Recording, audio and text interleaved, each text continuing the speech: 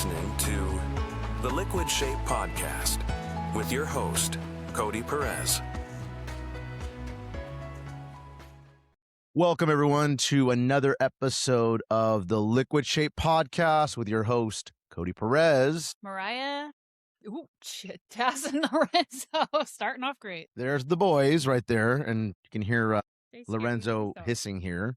We're actually doing video this time because we tried it last week. Didn't work out very well. I Cody didn't put the right setting. fucking settings are all, you know how it is with cameras and shit and technology. So last week's episode, we're thinking we're recording video the whole time, and it wasn't actually doing that. So this is our first time doing video for you guys. Test it out, see how it works, see if you guys like it, see how the editing is, because the editing can be very painful and long, and I don't want to add to my already busy stuff I need to do. But what busy stuff do you have? we're going balls into the We're fucking just balls deep, you know how I do. Okay. Well, I leave on the road tomorrow. American Overdose is finally going on their road trip to play Rockfest, and we're playing playing a big ass festival out in Cadott, 50 to 75,000 people, something like that. We have a great time slot, 3:20 p.m. on the Boneyard stage. And we're playing with a bunch of other, we're competing against a bunch of tribute bands, which to me, I feel like, well, you want to see an original band or you want to see tribute? Teach their own, but I would definitely go to see an original band. Yeah. And I think we have a bunch of people that are coming to see us that we've been seeing in the comments and all that. So we are definitely a hyped up band for the festival, and I'm very excited for that. And then, of course, on Tuesday, we're playing in Idaho Falls, Idaho. That's going to be a fun show. I already know that there's going to be a good amount of people there. First time playing in Billings, Montana on Wednesday, Montana's so pretty. the 15th. And then the 16th, we are playing in Sioux Falls, South Dakota. Right. I'm excited for that one too. And then Friday, we have a day off. We're going to be at the festival. We get to see a bunch of kick-ass bands, including Limp Bizkit, Chad Gray, and many other bands. And then Saturday, we play at Rockfest. Sunday, we're playing in Des Moines, Iowa. And then we start driving back home. Yeah. It's going to be fun. It's going to be, you should see my living room. It's a mess. I've got clothes and makeup, and I haven't even tried to clean. I don't think you should at all until I leave. Because Cody usually has band that, or AOD does Thursday night band practice, and that's usually Thursdays are my work from home day. So that's when I'm like, I'm going to clean the house, vacuum, mop, do all that stuff just to have a reset for the weekend. Nah. There's no point. And then the garage is going to be another chaotic mess. There's going to be, take all the stuff from there. So I pick up the van early tomorrow morning. Then I come home, pick up the merch and all my stuff, go get the trailer. I have to drive down to Salem, pick up the guys and all the gear, and then we make our trek. We're going to drive as far as we can. Stop with the eyebrows. I'm still having allergy cough problems, so it's going to be interesting. And my hair is a mess today because I haven't done it yet.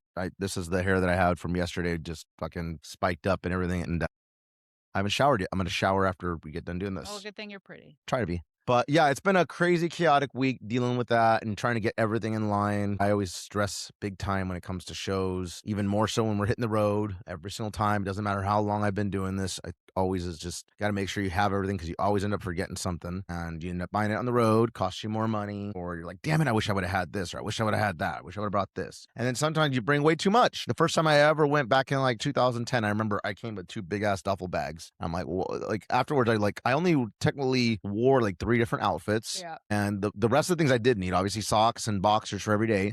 Yeah, you gotta have clean panties. Clean panties. But for the most part, you wear the same shirts or shorts and pants, whatever, when you're on the road. And it's not like we don't get to do laundry. If we really want to do laundry, we're able to do it. And we're staying in hotels. We're not, back when we were younger, we'd stay in the van. We did that whole fucking grunting it out and fucking doing it out of the van. No hotels. Now we're luxurious and we get hotel rooms for us so that we can get a decent night's sleep. Get a shower in, because especially as a makeup band, you sweat, you're sticky, you're nasty, you got fucking paint all over you. You gotta wash that shit off. Not that it all fully comes off, because the next day I still have makeup on my eyes and whatever. Still have the guy liner. You like that, huh? I do. I don't know. I always have. I'll remember that. But yeah, that's what I've been up to. How about you? How's your week? What's happened? What's new? What's going on? I mean, you are always more exciting than mine. But no, it's been good. I mean, yeah, nothing too crazy during the week. Just watering my plants in the backyard. Gardener Mariah, my zinnias finally got a bloom, a yellow one coming through. So I'm excited in my barrel. So I have some in a barrel and some on the side of the fence line. So I'm excited for that. They're going to be they're supposed to be like a whole bunch of different colors, like the mix. So I got a yellow one. So I'm ready for like the reds and the pinks. I think there's white in it too. Yeah. We got some Got jalapenos. and then is it the serranos that I planted next to it? Yeah. They're almost taller than the jalapeno plant, but they're flowering, so which means peppers are going to start coming. Yeah. My hydrangeas have not died. They look dead, but there's a lot of new shoots coming up, so those finicky fucking bitches. They're so pretty though, but they're good for my cozy corner. But it's looking good. Thank I like it. you. You've done a good job with it. And then either today or sometime while you're gone, I got some more mulch to put around. We did our patio. And so there's still some dirt area by like the fir blue spruce or whatever the fuck that tree is. Make that look a little better. I need to get a weed whacker since our little grass area is like so small now. I'm just going to, we can get rid of the lawnmower and just weed whack that bitch, have more space in the garage. Yeah. What do you do with lawnmowers? Do you sell them or you just... I mean, you can sell it. Put it on the corner and say free? I don't know. I mean... It's a nice lawnmower, though, isn't it? It works. I have only used it once. And you only use it because you wanted to learn how to use it, because I always did the lawn. Like, it was funny, right? It was funny, but it was great watching you do the power washer and that. I love the power washing, though. I do love that. Mowing... Power washing is fun, but you just get soaked. It soaks you up and fucking... You saw what happened to my foot being an idiot. Well, just don't do that. Don't shoot yourself, people. That's what I did. And I got a huge scar now there permanently because I did it point blank. Better with age. I don't know. It's only gotten darker. Well, good thing it's your foot and not your face. It's true. So that, and then what do we do? What did we do Friday? Friday we chilled. We just chilled, right? Yeah, we went and got food at a spot we hadn't been to in a while. Yeah, Kiss and Kate's. Yeah. So if you're ever in the Beaver Creek area outside of Oregon City, Kiss and Kate's, they have the best. Oh my God, their mozzarella sticks are so fun. They get 4, but they're fat. They're like huge, that long and like that fat. Like they're just explosion. The marinara sauce is good too. Their clam chowder. Their clam chowder is the type of clam chowder that I want when I go to the Oregon coast that you don't find. Because Moe's sucks. I'm sorry. Like they used to be fabulous, but corporatized, and like I don't know. Their service sucks. Their food sucks. Like it's just like a glorified Denny's, honestly. So, but yeah, very good food. I always forget about them because they're just kind of tucked. Beaver Creek is such a small little town, just like a couple miles away. I was telling your dad the last time we went was actually when we went with them. We hadn't been there since then. Yeah, we went there one time with them. We went for the clam chowder. Mine is great since I stopped drinking. I haven't even... When was the last time I drank? Oh, I had some champagne last weekend, but then the bottle's still like full in the fridge.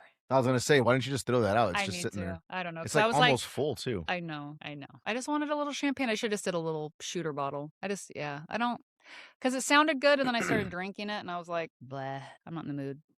Yeah. That's why I don't really drink much anymore, because it doesn't, like, it'll sound good, and then I just, like, have, like, a sip or two, and then I'm like, give me a soda, like my seltzer, my plain seltzer. I like those seltzers with a squeeze of lime, a little bit of the pickle juice, some mint and cucumber. Ooh, fucking pickle juice or jalapeno juice? Jalapeno juice. Yeah. Because I'm like, ooh, pickle would be good. Pickle juice, ultimately, it's just the vinegar that really makes the flavor on that. I love vinegar. And me too.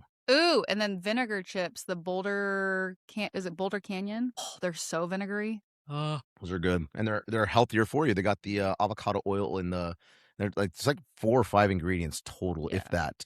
It's kind of like the Sietes. I've noticed, I think we've talked about the Siete brand on here before, how it was bought out by Pepsi.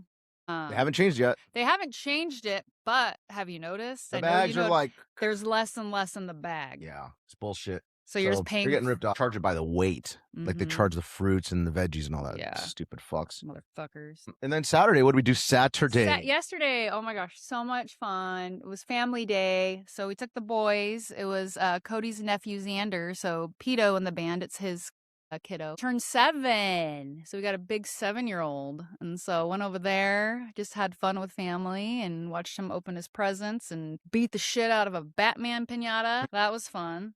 And he was getting a little mouthy with us and me and people. He's getting some tood. Did I tell you Hope sent me a message? She's like, we love you. And I love Hope. Love you, Hope.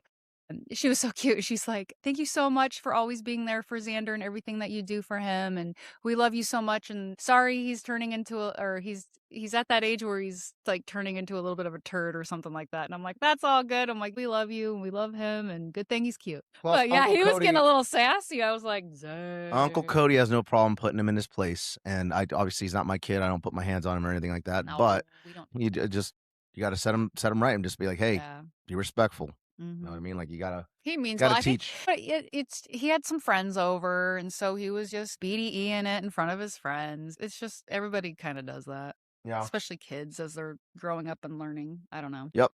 It was kinda funny, but I'm like, "Oof." It's another reason I'm like, I couldn't be a mom." Yeah, I mean, you see how I get with the boys sometimes when they're getting out of control. Yesterday, when you were packing the stuff for them and they were freaking out, Oh, I was just yeah. like, I lost my temper with these guys. I was just like, they were Yeah. barking because they're attached to Mariah at the hip. They follow her everywhere. Doesn't matter where she They're my goes. ducklings. They are ducklings. They like follow you everywhere. And then if she even just goes outside for a second Oh, they lose and her doesn't fucking take them with mind. her, they Well, freak out. so the problem with yesterday is because they saw their back. I have it's like a diaper bag, but a backpack full of their stuff. So like food, water, butt wipes in case their anal glands get all stinky, because sometimes that happens. Their leashes, poop bags, like whatever we may need for them. I never end up needing it, but it's there if we need it. So they saw that come out, and then the little satchel thing I carry in. That's where I made the mistake. They saw me take all that stuff out to take to the car. Lesson learned. And so, yeah, so because I took out I put the cooler and everything together, Xander's present, because that was a big bag, all their dog stuff. I was just trying to get it out there, and so they're one excited because they know they're leaving with us, and then two, like I just walk out to fill up, put everything in the car, and they're like, "What the fuck?" So they just like you could hear. Like we're in townhouses, but we're a corner lot. So my car's on the side of the house on the sidewalk. And so it's like I could just hear them clear out there. I'm like, Jesus, our poor like neighbors. They're probably like these fucking dogs. But they have kids that are annoying and loud. So Yeah. they're nice. They're nice though, but I can always hear their kids. Yeah. So I'm like, fair ski. Let's introduce the boys since now we have video here, and I know we talk about them, we share the pictures, but this amazing little fella here Why do you look all rough? is Lorenzo Alejandro Perez. I named him. Isn't that funny? That is funny. The white girl. She wanted that name for him, and gringa. so say hello, Renzo. He's a cutie. He's a smaller one. People always ask, like, how can you tell them apart? Pounds. He's a smaller guy. He's a loving guy. He's the more calm and He's got the tame. angry eyebrows. He's cutting his eyebrows right now. He's calm. He's tame, but he also has some toot when like Taz tries to take his like spotlight or anything like that. He flips out and he will give like he does this. He'll hiss. And he's actually very tough. He's like dynamite, I say, because he's like small but mighty. When they're fighting over a toy, he usually ends up winning because he pulls it and pulls it and pulls it, and he's got some strength. He does, but I also think Taz kind of. I don't know about that. He shakes. He actually shakes somebody. He does. By to shake. Like See, speaking of attention, so Taz has to be the. Let's introduce Taz now. All right. This is Tasmanian Devil. Tasmanian Devil Perez right here. I named him, and I named him even before we got him. I was like, the next dog I'm getting, I'm going to name like the Tasmanian Devil because I knew that I was going to get a peekapoo, and I wanted to get a brown one. And as soon as I saw pictures of him, I knew the two of them. I knew that he was going to be Tasmanian. He had these crazy eyes, and I think I've shared the pictures before online on my socials. He had these huge eyes, and they just look crazy. I was like, I bet you that's going to be Taz. That's going to be Taz. Sure enough, the first day we went to go pick them up, he was like big personality, just eating all the food and just being wild and crazy. And I was like, yep, you are Taz. And look at his little paw right here. He's got a little pink bean. Yeah. All of his pads right here are black, except for that one is and pink. He's got the white claw with it. And he's got a flat face. He's a little bit bigger. He's thicker, huh? You're thickeny. It's like, yes, Dad, I'm thick. And he's adorable. I just love him. He's a very alpha dog. He has to be center of attention. He barks at everyone and everything. He's very protective. He's like Cody. He just wants to be seen and heard. We call him the HOA of the neighborhood because he thinks he runs the whole fucking thing. Yeah. And he's got this little soul patch right here. Look at this. He's got a little beard that's been getting whiter and whiter right there in the center. It's so cute. I know, bud. You don't want dad touching you when you're with mom. These are our boys that we love them to death. We absolutely love them. Like they're like our kids. And they make our lives so much better. Yeah. They're such good dogs. And they like to be in here when we're doing this podcast. They freak out because they see me wheel in my work chair because it has one of those where the footrest pops out so I can have my legs straight. And they lose their minds. They're like, yes, let's go. Yeah. They're such good dogs because they are sweet. They're a good balance of having energy, but also just being able to lay low when we want to just chill and watch a movie or whatever the hell, like on the couch. So I like that about them. Except for when we're outside. They'll start barking like yeah. crazy. They're very if territorial. they see anyone like walking by even by the fence. Oh, then that fucking lady. Did I say this last time? I don't know. Maybe not. There's an old lady, like, I mean, she's like older. She's probably like 70s or so, and she has a dog, and she'll walk by. And if the boys are out there and she walks by, she'll be like, "Come on, honey," talking to her dog. "Let's get away from those mean dogs. Those mean dogs." I'm like, "Fuck you, bitch. My dogs aren't mean. You don't like it? Walk on the other side of the street." Yeah. If she knows, then why the fuck does she come by the fence? Yes, every fucking time. I'm like, Yeah. respect your elders, I guess. Yeah. Fuck Tell 'em. you fucking talk shit about my Fuck dogs. them. Your dog. How about that? Just kidding. I love her dogs. So big plans for when I'm gone? I mean, it's exciting to me. I'm sure everyone else is like, ew. But I'm going to clean. I'm going to shampoo the carpets because it's about time for that. I'll probably do a big, thorough cleaning throughout the house and put probably out in the garage, put a pile together for the dump. But I'll set stuff aside if I feel that you may want it, just to see what your thoughts are. I'm not going to obviously touch anything in here, but. Well, this is the studio. Of course you would not. No, this ain't my room. I'm not a dick. Yeah, well, I know that we got to get rid of a bunch of shit, so I'll be happy to see a lot of things go. And I'm hoping. It's been a minute. I mean, I'm going to go through like the cupboards in the kitchen. Yeah, all of it. Probably the pantry's not too bad, but I'll probably just straighten that up. That'd be nice to come home to a clean house, especially after being in a van Gone, full of yeah. guys and chaos. Yeah. So it shouldn't be too bad. I mean, I keep it pretty clean. There's just some deep cleaning stuff I like to do, like the carpets and whatnot. Because the boys, like, I have in our room, we have carpet, unfortunately. it's time to change it out. I know. I want to the flooring like we have stuff, like my laundry rack. Air dry. Yeah. But I have, because Gizmo, Cody's previous dog that passed, like he was older and didn't do well with going to the bathroom. So the smell's always in the carpet. So the boys still, even though they're fixed on their 4, because we got them fixed like right at like a year. And I do one of those big, large potty pads and I change it out each time they use it, even if there's just a little piss on it, because I know that most likely they won't use it. But they still kind of will like mark in certain areas on the carpet. Yeah. Ugh. And I can just, I don't know. I don't like it, so I got to clean it. Yep. My OCD can't. So let's get to our question of the week. This week's guest is a guest that I just met. Her name is Ginger. She tells a great story, very, very tragic and very, very sad. I will warn you guys right now, it is about suicide. So just as a heads up, it's a very sensitive subject, but very real.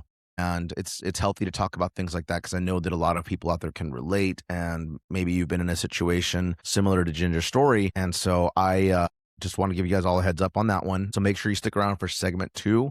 It was a great conversation that I had, and I think that Ginger's a very strong person for being able to talk about it, for one, and also especially for going through what she did. And you guys will see that in her story. So make sure you stick around for that. But I just want to give a heads up on the episode that it is a sensitive subject, and it could trigger some of you guys to maybe if you can relate to anything that we talked about that we talked about in the conversation. Well, yeah, hopefully it's helpful for maybe healing or any of us that have had. Just knowing, I think sometimes that someone else has gone through something similar to you, or someone that you care about and you love and that kind of stuff, and just hearing their experience, like what helped them, what didn't help them, that kind of stuff. And that is the goal with this podcast. This podcast is to hopefully help others. We don't make any money off of this. I find satisfaction in having these healthy conversations with people, and hopefully that they help others. And when people say like, hey, love listening to the podcast because X, Y, Z, especially when they say that they just connected with it. I love hearing that. That's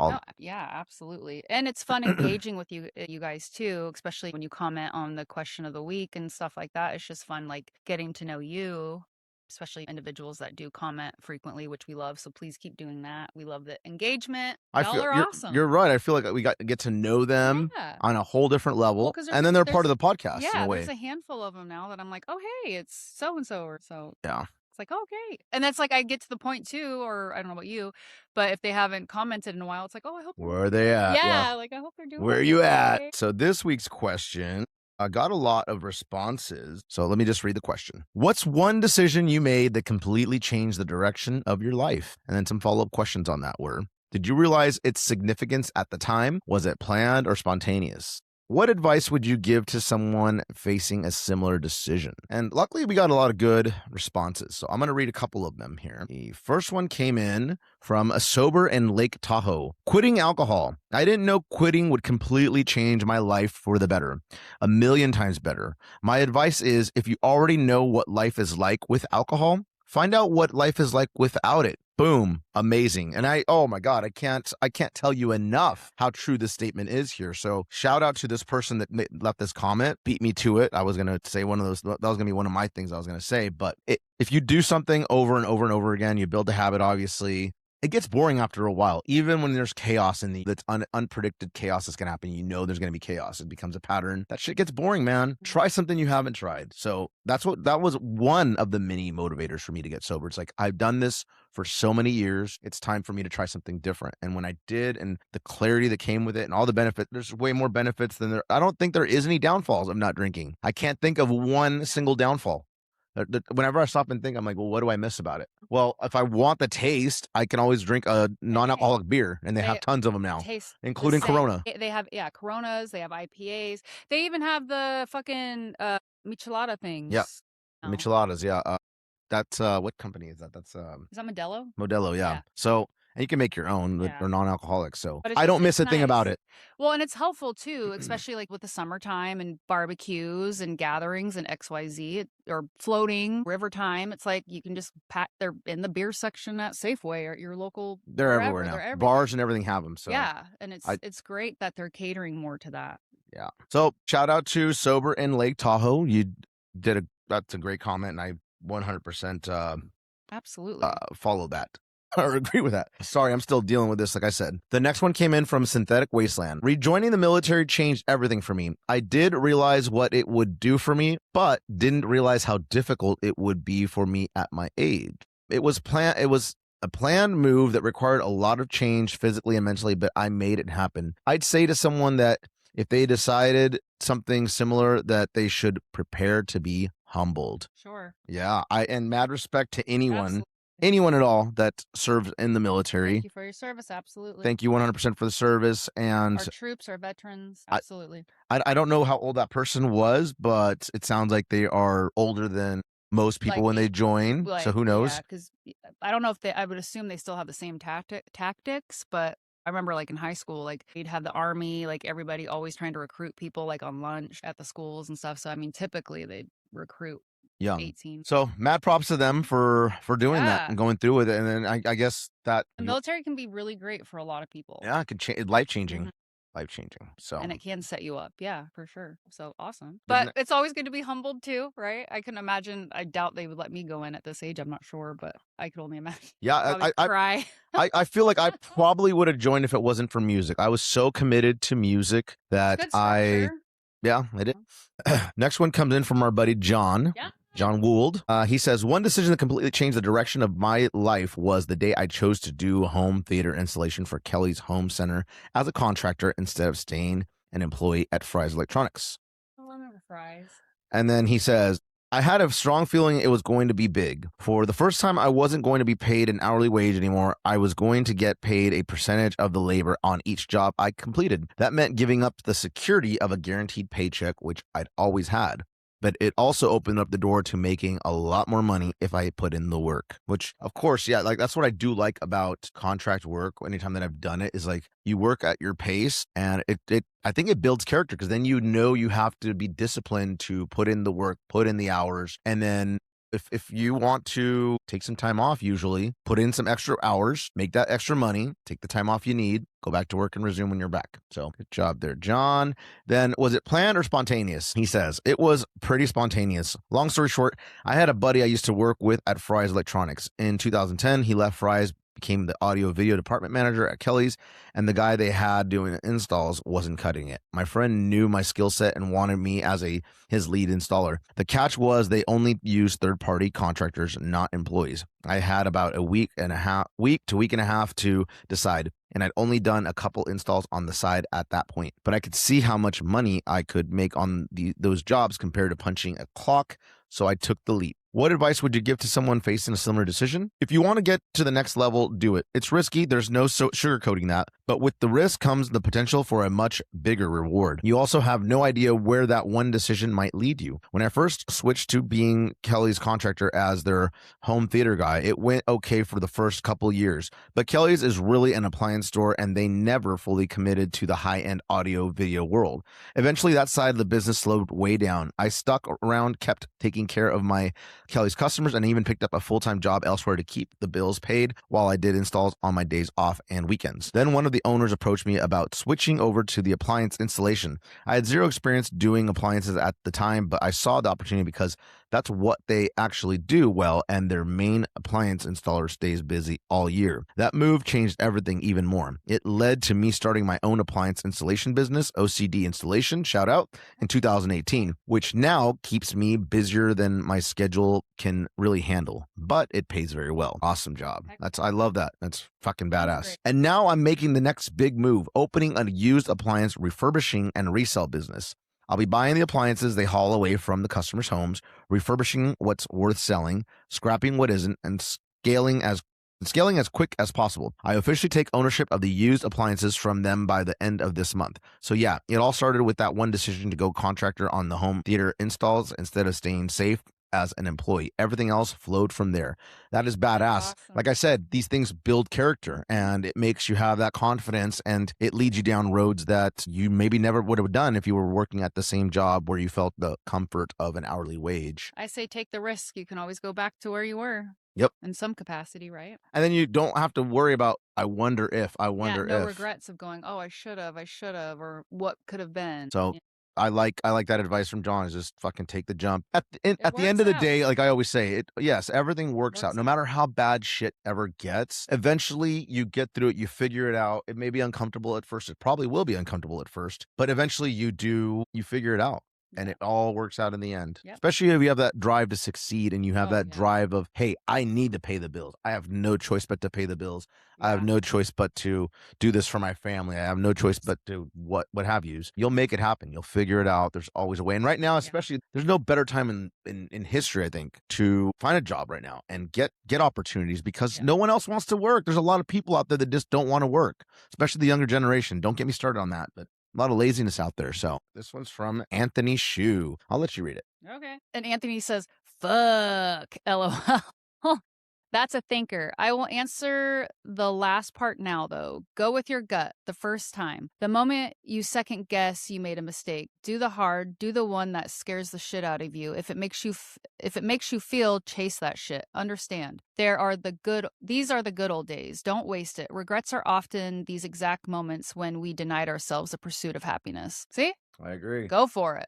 Again, what do you have to lose? You can always go back to where you're at currently. You can go back to what you knew and what you were comfortable with. Absolutely. Gil says, my decision to get sober back in 2012 and basically saved myself because I was being self-destructive. I was at the point I was literally trying to drink myself to death. Jeez, bud. But I get it. Was at the point I just said that, sorry. I woke up one morning feeling like absolute dog crap. No matter what I did, I couldn't shake how bad my body ached and my heart hurt. And it hit me that the route I was going down was no good for me. I have been a disappointment to my family. I had basically abandoned my kids and disappeared to Texas. I made the decision to get sober on September 12th, 2012. It was definitely a spontaneous decision because I hated how I'd been feeling. I realized that all I was doing was making myself hate myself more. At that time, I didn't realize the significant change it would have, but overall, it made me a much better person. I have more control over my emotions. I have less anger issues. I'm not as explosive or dangerously spontaneous. It improved my life 100%. My kids have forgiven me. I am back with the mother of my children, and we are happily married now. Woo!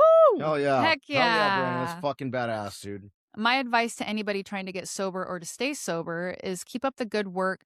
Trust me, it is worth it in the long run. After a while, you do not even miss it anymore. And you are a lot happier and likely a better person when you can think clearly and make conscious decisions. Heck yeah, Brandon. I mean, that's huge. I'm glad that you were able to get sober and everybody came back into your life. And especially with your kids, too. That's huge.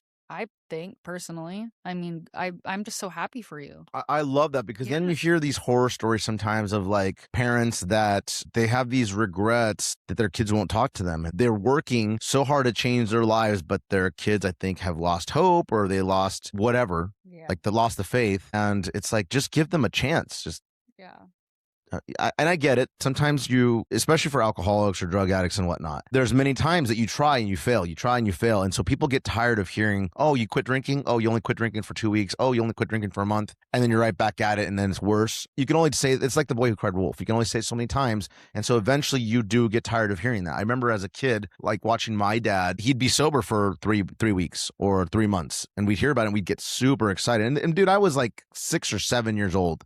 And I remember this. That's how much it does affect your kids. It does affect your what have yous and the people around you that care about you. And I still would get excited because I knew that alcohol wasn't good for him. I knew that it would change him. I knew this, but I also I'd get excited and then I'd be a disappointment because then eventually he'd go back to drinking. So it's awesome that Brandon's still keeping it up. And like he said, it's something that you don't miss. Eventually, it's like I was just saying earlier, what are the benefits if I go back to drinking? There are literally none. If anything, I have everything to lose that I've worked so hard for. And one of the big things that he mentioned was like just when you're feeling like crap and all this shit, it's like credibility, if anything, credibility alone. And having the self-respect for yourself and everyone being able to, when you say something, people will know, oh, that's not just drunk talk, Cody. It's not just whatever. When I say something, I fucking mean it from the goddamn heart, and I'm saying it with a sober mind. When someone's under the influence of drugs or alcohol, you don't know, it's probably the booze talking, it's probably the drugs talking or whatever. So you have your doubts, false promises, and you lose all this fucking credibility when you're a junkie or a drunk or whatever. And that's one thing I love and I value about being able to be sober and saying that if I say something, you can fucking take it to the bank because I mean it. I don't lie. And I am not under the influence of anything to make people think like, oh, that's just him under the influence. No, my self-respect and credibility and all that is just, it's something that I value so much more. Yeah, you're amazing. Next one. Thank you. Jason Gross says, sobriety, alcohol. I was diagnosed with diabetes, changed my life for the better. Management at my job/company even acknowledged that I have become a better employee because I am more focused. Love it. I love it. Yes. Thank you. There was a couple. Was this just you guys? When he said to you, congratulations on your sobriety. See, I love I love hearing this. Like these people are talking about sobriety and how much it means to them. And congratulations on yours. To me, I got to say that sobriety is the most important thing that has ever happened, that I've ever done. The best decision I've ever made for myself. It's the foundation, literally, of everything that I do and who I am and of everything my existence. If I was to get back to drinking, if I was to go back to doing drugs and all that shit, everything would crumble. It's like a building. The foundation is it cracks and everything comes crashing down, and I wouldn't have anything left. I know I wouldn't. So I always tell people that's the most important thing in my life. And it comes before anything else. That's before family, friends, or anything. Because I can't love them. I can't respect them. I can't have them respect me without me having that. So sobriety is the absolute, and you have to be selfish about it. I always tell people you have to be extremely selfish. Whatever you have to do to get sober, you fucking do it. A good way to look at it too, I mean, maybe this isn't for everybody, but I just remember with my ex-husband, he was Native American, so he was Navajo. And I just remember like talking to his mom one time and she was like, we don't like drinking because spiritually it means you're opening, why do they call it spirits? Well, you're drunk, you lose all inhibitions, but then roaming spirits or whatever can enter your body, your vessel, and kind of take, not that a beer here will hurt you, but yeah, it's like when it goes down to. The problem is but that's not for everybody. Yeah, some people can't just have a beer, and that's okay. Just be sober. Yeah, that's the problem is that, like I've said this many times on here, there's way more people that have drinking and drug issues than are willing to admit it. They are in denial. They compare themselves to the extreme worst, and then they justify their use with, well, I'm not like this, so I'm definitely not an alcoholic. I'm not a druggie. I'm not addicted. I'm not whatever. But like I've said before, compare yourself to someone that doesn't use, and how do you look? And be honest with yourself. You don't even have to say it out loud to anyone else.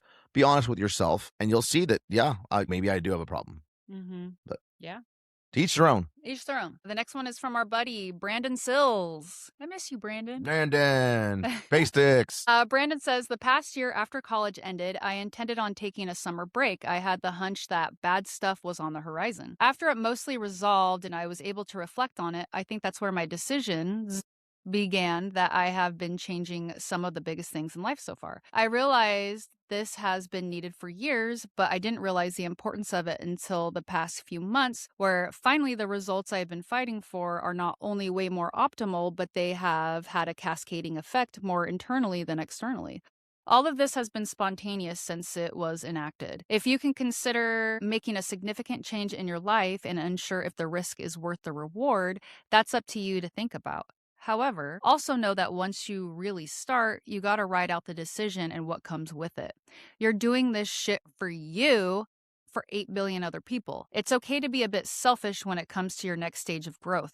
Commit to it when you begin and don't lose focus. You'll see the results you're looking for eventually, dependent on the nature of the change. Falter any, you may lose the momentum and the result may be slightly altered and feel a little lackluster than the original plan. Heck yeah, That's Brandon. good advice, man. I like that. Well, and congrats that you're seeing the reward of your hard work and everything too. So that's exciting. I can't wait to hear more. We need to have like Make a sure. barbecue. Make sure and share with us or come visit. Yeah, pop over. So you're always welcome. The next one, Justin Coleman. Oh, Justin Coleman. AOD. That's not the AOD guitar player, is it? Yeah. Fuck that guy. Just That kidding. guy. Just kidding. I love B. His name's B. We call him Yeah, B. B. And I've known B. Oh my God, since our Skyline Ford days when he was what was he, an oil tech or whatever, and I was a service cashier. Justin he's one of my favorite friends. Yeah. I'll put him up there on the list. Like we've known each other for years, but it wasn't until we were like actually in a band that we really started talking more and getting to know each other. And there's something about when you write music with somebody that it brings you closer. Oh, for sure. And you're creating something. So, and I value his opinion a lot. And so fucking it's good to hear from Justin on the question of the week. What does he say? He says, quitting baseball and buying a guitar. Best decision you ever made, motherfucker. Yeah.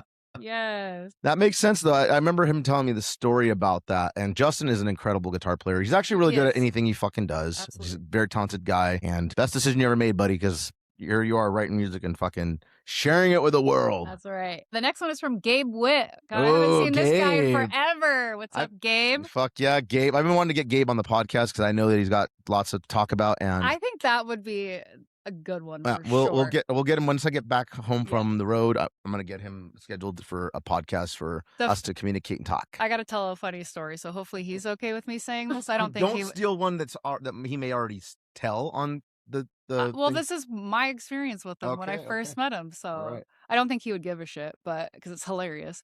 The first time I met him, oh my gosh, I think I was 21 or 22, back with my friend. I think I was hanging out with Katie Woods. Shout out Katie at South Lib in Salem, and I was introduced to him. And I just remember the first thing he ever said, because he's one of those guys. At least he used to be. I don't know. I've seen him, I think, sprinkled here and there with you, or maybe just online, Facebook, with him saying, "Hey, what's up?" and stuff. But he was kind of like that shocker guy. Like he's like, "Hey, what was it? This one time I fucked a hot pocket or something like that." And I just remember being like, it was, I think it was just I don't know.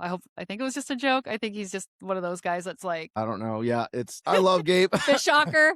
Me and him, we've had some crazy times. And we'll probably talk about this more on the podcast, but I remember one time we got wasted as fuck out in Seaside. I went to go visit with Andrew, and we were all drinking at this bar, day drinking, and we pissed off Andy so bad. My friend Andrew, shout out to Andrew. Yeah. But Gabe and I were just super, like, just being reckless and chaotic and fun. And another time that comes to mind was Gabe was living down in Texas, and we were on tour with Mushroom Head. And I'll talk about this later more. But we got trashed right before we were supposed to go on stage. We were on tour with Mushroom Head.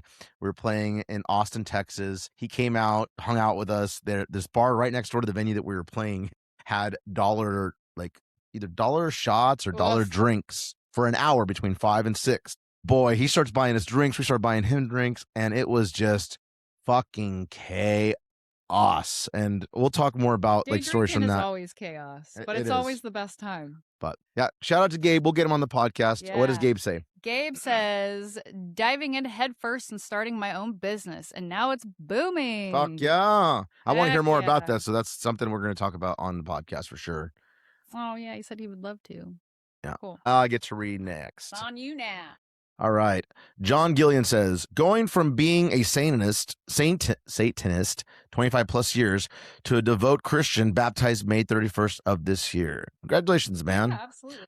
One prayer. I spoke about it recently, talking about holding grudges. Absolutely changed my life. I had a dream that night that changed my life. It was pure white, a figure in the middle. I chose to believe it was God. It felt good, full of hope, purpose, love, and it was simply good. I woke up that morning and all the years of suicidal thoughts thinking I was a monster because of how I looked from the fire I was in, the fear, doubts, the anxiety, and the loss I was feeling from my ex and her kids leaving me. It was gone for the first time since I was a kid, or as long as I can remember. I woke up feeling like I had a purpose, that I was loved, that I wasn't a monster, and I was meant to help others, that everything I had went through and endured was to bring me to where I am now. So I tell this story whenever and wherever I can because it was easily the most important decision I ever made in my life and by far the best one. It completely changed my life in a way I never thought was possible. I will never force anyone to find Jesus Christ, but I know when I did, my life was indefinitely better,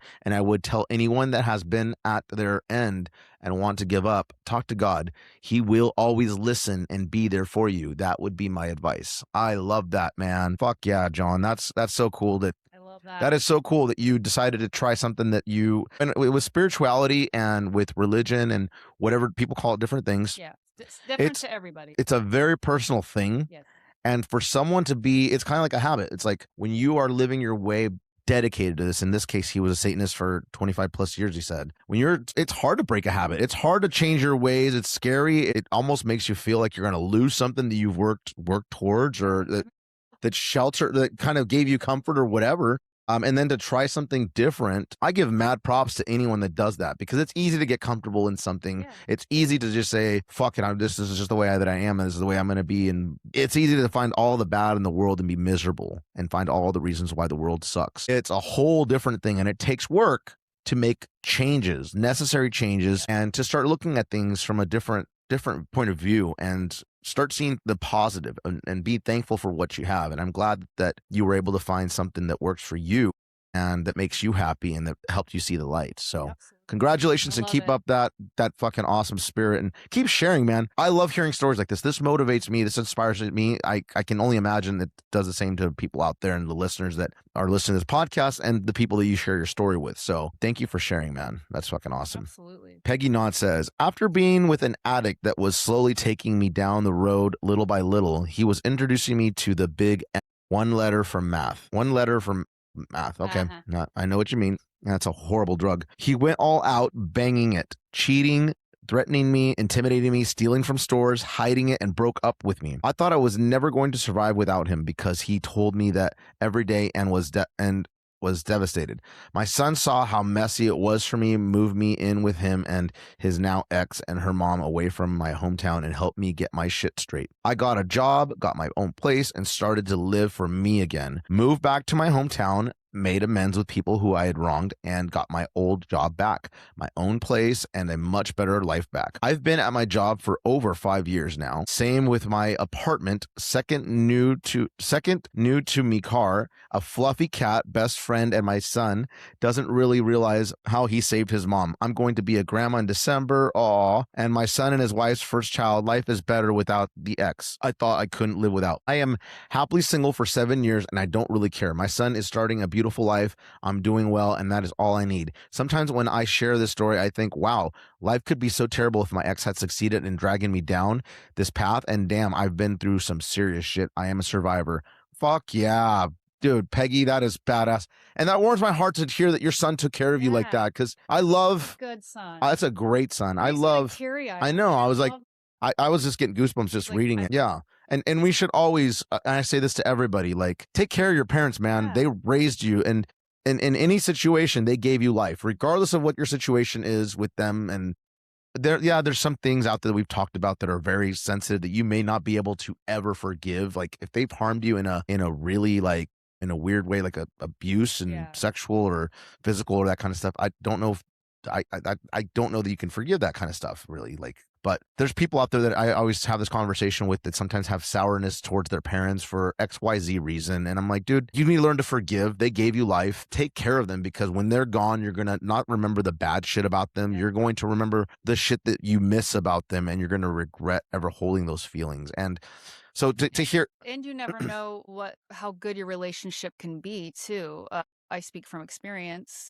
It was rough for a long time with my father, and so for that I'm so grateful. And then two, I'm not saying whatever negative things a parent has done is justified and okay, but for me personally, like just yesterday I kind of learned a little kind of, I don't know if you want to say family secret or something, but just got a little intel that I'm like, well, fuck, if I would have known this back in the day, I could have approached my father differently. It was one more peel to the complicated onion that is my father. But regardless, I love my father, and like our relationship is awesome. it's amazing.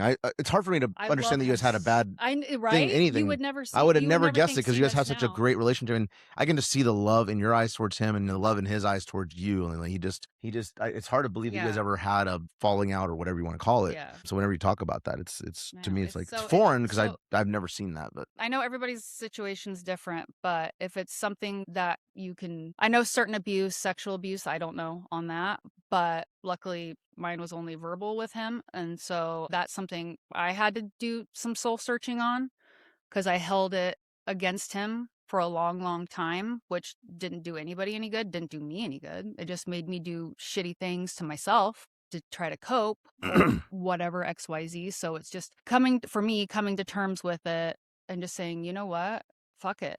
This isn't going to control me. This ends now. I set boundaries. As long as we're good to move forward on both sides. I love that. And not to go on sorry to go on that tangent. I wanted to bring that up, that it warms my heart when kids take care of their parents and their grandparents and their family, uncles, aunts, whatever. And this is so awesome that Peggy's son was able to take care of her, get you back on your feet, and now you're able to stand on your own and then do your own thing and live your own life, and that you were able to get away from someone that was potentially going to ruin everything, likely going to ruin everything for you. So congratulations, Peggy. That's easy to get into a relationship like that where they can kind of suck you down. You know, experience with that as well. So, and congratulations on being a grandma. Yeah, it's gonna be fun. Yeah. I know with my mom, she loves being a grandma. She spoils my nephew, so you know you're gonna have a blast. Yeah. All right, next one is from Bobby Delaney. Bobber Delaney. Well, I've had quite a few things happen, but not open for a discussion. That's why I like the music. Kind of makes the bad times into a good reality of life and brings out the who and such of what the music you make isn't just words. You guys put into it, and being independent, you don't have to lose the creative input for a deadline for a label. Thank you, man. I appreciate that so much, Bobber. Even more now than ever, but I have always tried to put lyrics that are relatable to people for the most part. Yeah, we have our fun songs here and there that we've thrown in the mix, but I speak from the heart. I speak from experience. Mostly it's personal experience or someone near me that I'm seeing or very close to. And my hope and my goal with music is that it does reach people and it helps them cope. The way that music's helped me cope, I'm trying to give back. And this is actually why I do the podcast now too.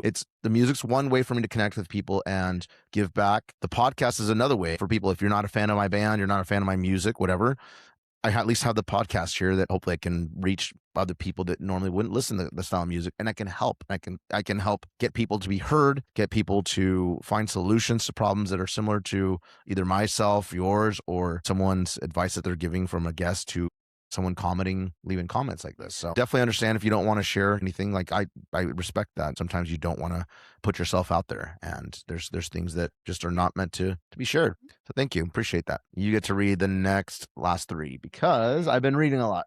My voice needs to save for the road. The next one is from Kiris Emberborn. What's up, Kiris? They say, getting married immediately after arriving at my first duty station. No idea that it was going to ruin me more the next 20 years, but here we are. Don't get married because you're grateful that someone shows the bare minimum affection. Know your worth.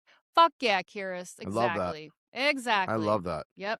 I saw there was a TikTok the other day, and granted this was for women against for men. Like, the first time you see your dude hits a wall, leave him. The first time he puts you down for something that you enjoy, leave him. You know, like all these like lists. So I mean, I think that's for men, it's both parties as well. Like, just know your worth. Like, if you have someone that's just knocking you down or not making you feel your best self or whatever, what have you, Bye. It's kind of like what we were talking about yesterday. I think me and you were having this conversation in the car where We you did shouldn't. spend a lot of time in the car yesterday. Yeah, a lot of driving. Holy shit. But you and I were talking about this, and I remember I mentioned to you, I said, as a couple, we should be helping each other. We should be on the same team always. We should be bringing out the best in each other and supporting each other, not in competition in any way, shape, or No. form. That's not what it's about. When you're with someone, it's because you are good for each other. I bring out the best in you, you bring out the best in me, and we help each other. When you're down, Absolutely. I lift you up.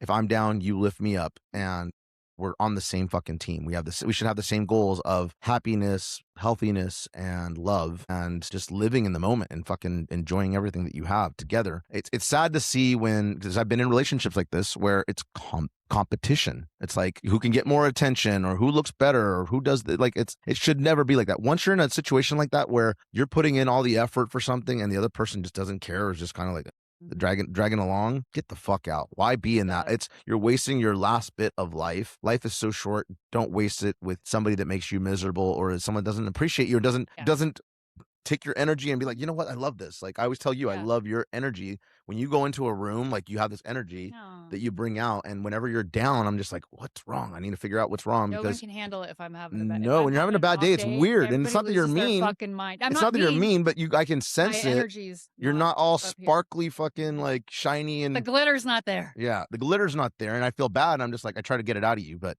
that's what I feel like in a relationship. It should be you bring out the best in each other, and the glow and the fucking whatever. Well, I mean, same for you. When I see that you're not having the best day or whatever, I'm like, I don't want to over intrude and piss you off, but I'm like, hey, what can I do? Like X, Y, Z. Yeah, like I said, we have a good relationship in that sense, and I love that. I love that that's the conversation we're having in the car yesterday on our long drive. But this goes for friendships too. Like, yeah, that too. Don't have friendships either where they're in competition with you. That's fucking weird. I don't know about you. I'm not in competition with anybody, and I'm not meaning that to be cocky or whatever. Like, I'm me. And I love me. I love who I am. I love the person I've become. I don't want to be anybody else.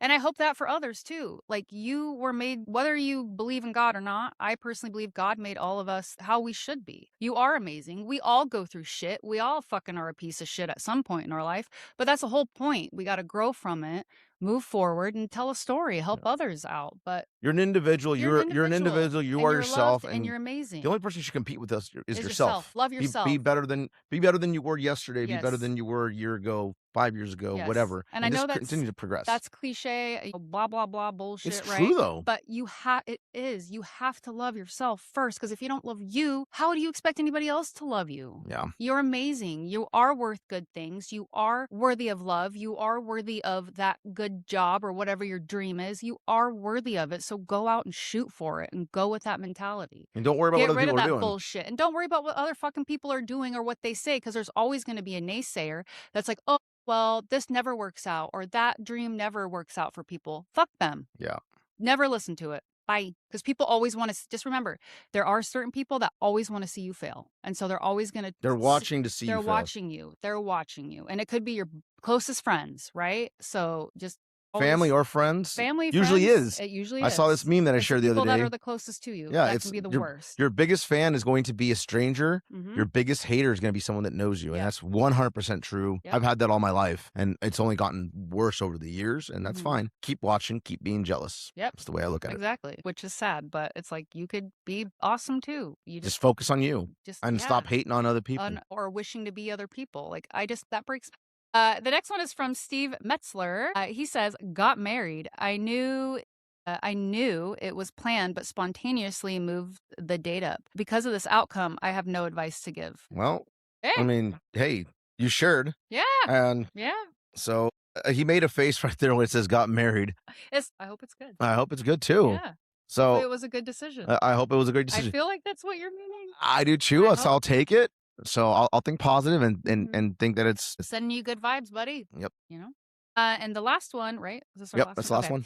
The last one is from Randy Cable. He says, getting off drugs. I didn't realize it was significant because it was my 3rd prison number. I didn't want to quit, nor did I believe it was possible, but I followed directions when I got out and started pursuing recovery. I lived with my dad, who was injecting and dealing drugs, so it was no easy task. Now I got 15 years clean, 2 children, a master's degree in mental health. Yeah. That's awesome, mental health. And I'm the clinical director of a treatment program. See? Love that. See? Giving back, man. It's giving back. If I had not taken that opportunity and wasted it like my previous forced attempts at abstinence, I'd probably be dead or working as a cook at one of the many correctional institutions in Ohio. My advice would be find someone with experience and listen to them. 100%. Yep. 100%. That's why we all, like, again, I feel we all go through bats in our life where we're at our lowest because there's a purpose for it. So, like, this individual being through addiction, prison, that whole mental fuck, right? Then getting their master, getting clean. Congratulations, 15 years, getting a master's in mental health, being a director of a recovery institution. See? Who's best to do it than someone that's experienced rock bottom? Someone that can speak to it from There's the a heart purpose. and with a story. Yes, 100%. I love that. And I love hearing a good story come out of this. When people, like, that's why I say don't have regrets on the shit that you've been through. Have regrets if you don't ever change. You just continue to downslide and keep going down, down, down, down, down. Yep. But it's never too late to turn it around. Yep. But why wait? Don't say, I'll do it in 5 days. I'll do it a week from now. I'll do it at the beginning of the year.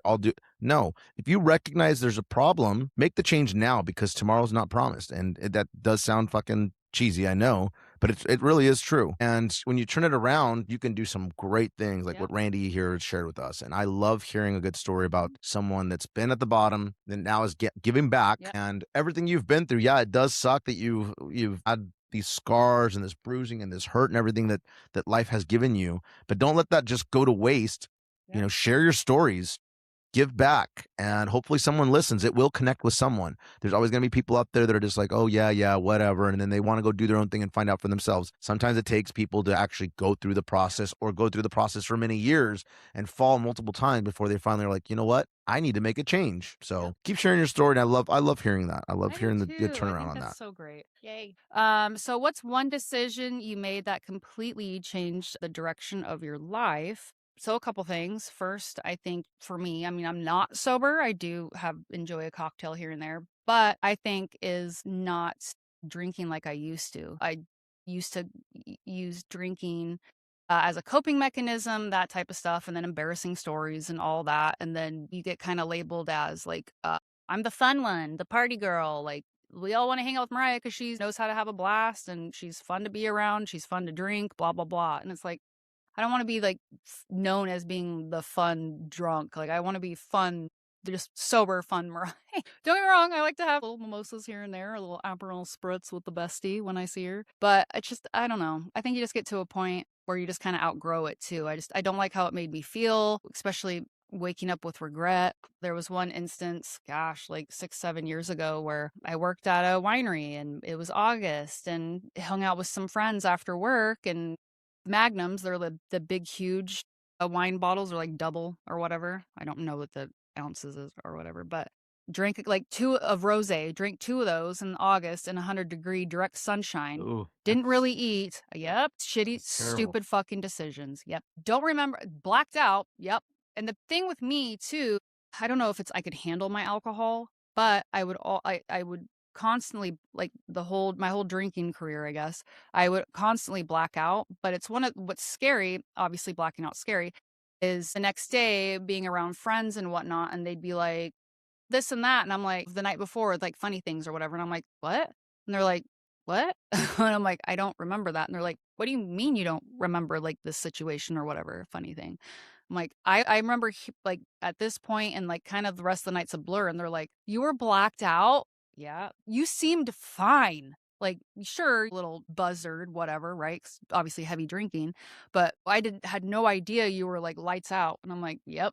So that's fucking scary. So anyway, drinking rosé, 80-degree day, fucking blacked out, drove home, fucking by the grace of God, I didn't hurt anybody, let alone my fucking self. Popped a fucking tire driving downtown Salem because I lived in West Salem. So I had to go from pretty much Turner to West Salem. Popped my fucking tire somewhere down the line. I'm driving my car fucking on the rim to downtown Salem, over the bridge to West Salem to where I lived. Hit something, so I had a big scratch down the side of my car, big scrape. Went home. My roommate at the time wasn't home. I puked all over my fucking bathroom, puked in the doorway of my bedroom. Thank God I didn't lay down flat when I went to sleep. Luckily, like my bed was made and I had my pillows up, so I was propped up. So when I woke up, I had puked on myself. That was fucking scary. And so when I came to the next morning, feeling like dog shit, of course, and scared because I've never been that awful, like where I was like, is this a fucking problem? So I get up, I see the puke on me, I see the puke on the floor that's been drying on the carpet for God knows how long. Go in my bathroom, it's a fucking disaster. And totally forgetting about my car and then cleaning it up. And then all of a sudden it comes to me, I'm like, fuck my car. So then I go out into the parking lot, sure as shit, parked perfect, but my fucking rim, my fucking tire, the rubber of my tire was melted to the rim. It was awful. I was so embarrassed. My car was only a couple years old. And I'm like, what the fuck are you doing, dude? What the fuck? So that was just an eye-opening time. So just for me, and especially now, I used to drink to cope, to cover up feelings, to whatever.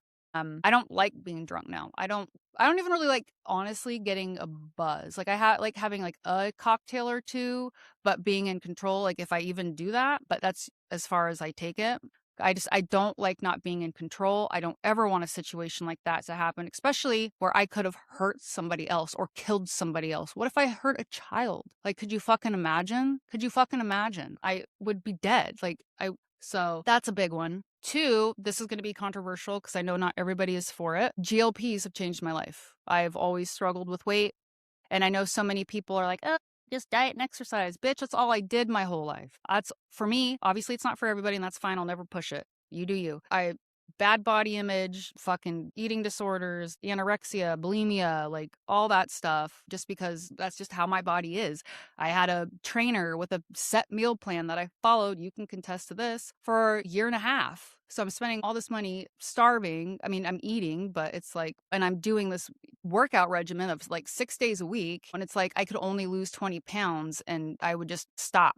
GLPs have helped me. I haven't weighed myself in a long time. So I'm maintenance now, but I've lost about 60 pounds. I'm way less than I did in high school. I've always been a big girl. 5'9". I've always averaged 180. That was my skinny. I'm probably about 145, 150 now, where I should be.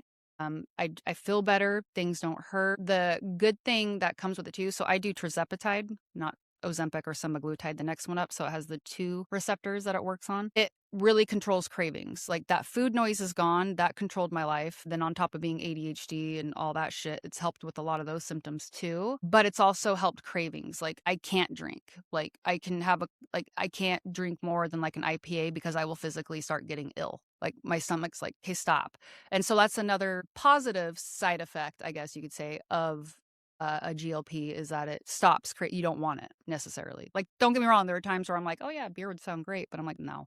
So that's helped. And then just feeling better in my skin, not constantly having that negative view of myself. Because I mean, I'm sure like many girls growing up, born in the 80s, growing up in the 90s, you were called fat. If you weren't a fucking size -5, you're fat, you're this, you're that. So it's just that body dysmorphia. That's a bitch to get over. But I think with age now too, that's one of the things where I'm like, I don't fucking care. You don't like how I look? Don't fucking look. But anyway, I like how I feel on it. And third, it's another release. Yes, I've always been a positive person, but there's always been a fight inside, a fire inside, a negative fire that I've had to fight with all the time, whether it's for me or trauma or whatever the fuck it is. Getting closer with God and building my relationship there has really helped me. And I know there's been a few in the comments that have said it as well. It's just, it does make you become more disciplined and just really analyze your life. Where could positive changes happen? You know, XYZ. So I'm grateful for that. If it's not for you, it's not for you. If it is, I encourage it. Absolutely. Follow-up questions. Did you realize its significance at the time? With drinking, I think so. I would say too, with you getting sober as well, because when we got together, we were partying pretty hard. But I think you've been a big influence on me, a positive influence to where it's like, I don't want to do that. You're sober. I don't want to be a drunken idiot girlfriend in the corner, right? Like, no one wants to deal with that, right? I mean, I'm loud enough. Just give me a little. It's going to sound sexist, but also looks worse when females are like that, I feel like. Just because men, it doesn't look good on a man either. But when a chick is just a sloppy mess or she's always a drunk and whatnot, like, And girls should have it together more don't wanna be than known as men. that. Not saying, yeah, you don't want to be known for It's that. because we're better than that. I just hold you ladies to a higher standard. Yes. And I'm not trying to 'cause sound we're amazing. sexist, We're amazing. but I feel like women hold things together better than most men. Not saying that addiction doesn't affect everyone. It does affect everyone. Yeah. But I don't know. It's just my brain, the way that it Yeah. takes in. I get it. The significance of a GLP. I think I was just excited when I went through the aesthetics company that I went through, the med spa. Because I heard about it. This was like 3 years ago. So I've been on it for 3 years. I was like, well, what could it hurt? So it wasn't really planned. It definitely. You tried something new. Yeah, I tried something new. But in the same kind of with faith, I mean, my parents were never really like religious or went to church, but like my grandparents, they did. And so I would go to Bible school every summer up until like 8th grade or freshman year. 8th grade was my last year. And so it's like I'd been in the church like barely, right? I don't know the Bible and the stories and all that stuff. So reading the Bible, I'm like, this is interesting. And a lot of things does click, and it's a study Bible. So it just helps you. I mean, granted, obviously, the Bible things are from thousands of years ago or whatever. So, but it just really helps reframe your mind to like, how could you be doing things differently than whomever, or how do you bring God into your everyday life to avoid these types of situations or that type of stuff. So, yep. Was it plant spontaneous? What advice would you give someone facing a similar decision? Go for it. Get sober. If you feel you need to be sober, you're tired of waking up feeling like shit. And maybe it's not sobriety. Maybe you're not someone that is that doesn't have they say alcoholism's a disease. Maybe it's not a disease for you, but maybe it's just you need to cut back and not do it as much. It's a habit. It's a habit. So when you go out to the bar, everybody's drinking, but maybe that's what your group of friends does. If that's a group that you feel is a good solid group, they're good friends. Do a club soda with lemon and lime. It's like you're drinking a vodka soda, obviously without the vodka, but the aesthetics of it, right? Or like Cody was saying, there's so many NAs out there now, and they taste exactly the same. I mean, there's some really great brands. Like there's Crux from Bend, Oregon, Bend or Redmond, I think Bend. They have their Nomo side, and they have a lot of different IPAs, and they're really good. Even Deschutes IPA, they have non-alcoholics now. Corona, I don't know about. Yeah, I think Modelo does. Yeah, What's the other one? The green bottle. There's a lot of them. Heineken does. I mean, there's so many, and for whatever you want, whatever type of flavor you're looking for. Blah blah blah. That was it. Similar situation. You've struggled with weight your whole life. Your whole family, like my whole family, is a history of obesity. Even in my DNA stuff that I had done, tell me like what I am and all these traits about me and all this stuff. It even says like you're prone to be obese. I'm like, sweet. So that's helped me. But I say try it. Always start with a doctor, though. Start with a doctor. Have your blood work done. There's a lot of black market places. Yes, they're cheap. Be very fucking careful. That's why I say start off with a doctor first. Learn how to inject yourself. Get your blood work done to make sure it is appropriate for you. Go that around and then go from there. So that faith, I mean, if you're feeling called to God, go. What's the worst that could happen? Awesome. Well, I mean, I think it's known for what I would say. It's like I mentioned earlier, sobriety was probably the best decision I ever made. So I won't go too far into that because there's lots of episodes where I talk about that in every episode, sobriety, because it is a huge part of my life now. And you kind of have to make it that way whenever you're making a big change like that you're breaking a bad habit and addiction or whatever. That's, like I said, it's the foundation of who I am. So I would say the next huge thing for me that I would share that I'd made a big decision was I was in a very long-term relationship that was very toxic, very bad. I cared a lot about the girl and she cared about me, but we just did a lot of bad things back and forth to each other. It got to the point where she asked me to decide between music or starting a family with her and getting married and all that. I was very young at the time, and that was not in anywhere in my sight. I was always wanted to be a musician. I was never, ever going to give up music. I told myself that I will die doing it. Regardless of what level I do it at, music's always going to be a huge part of my life because it saved my life. Music has saved my life in every situation.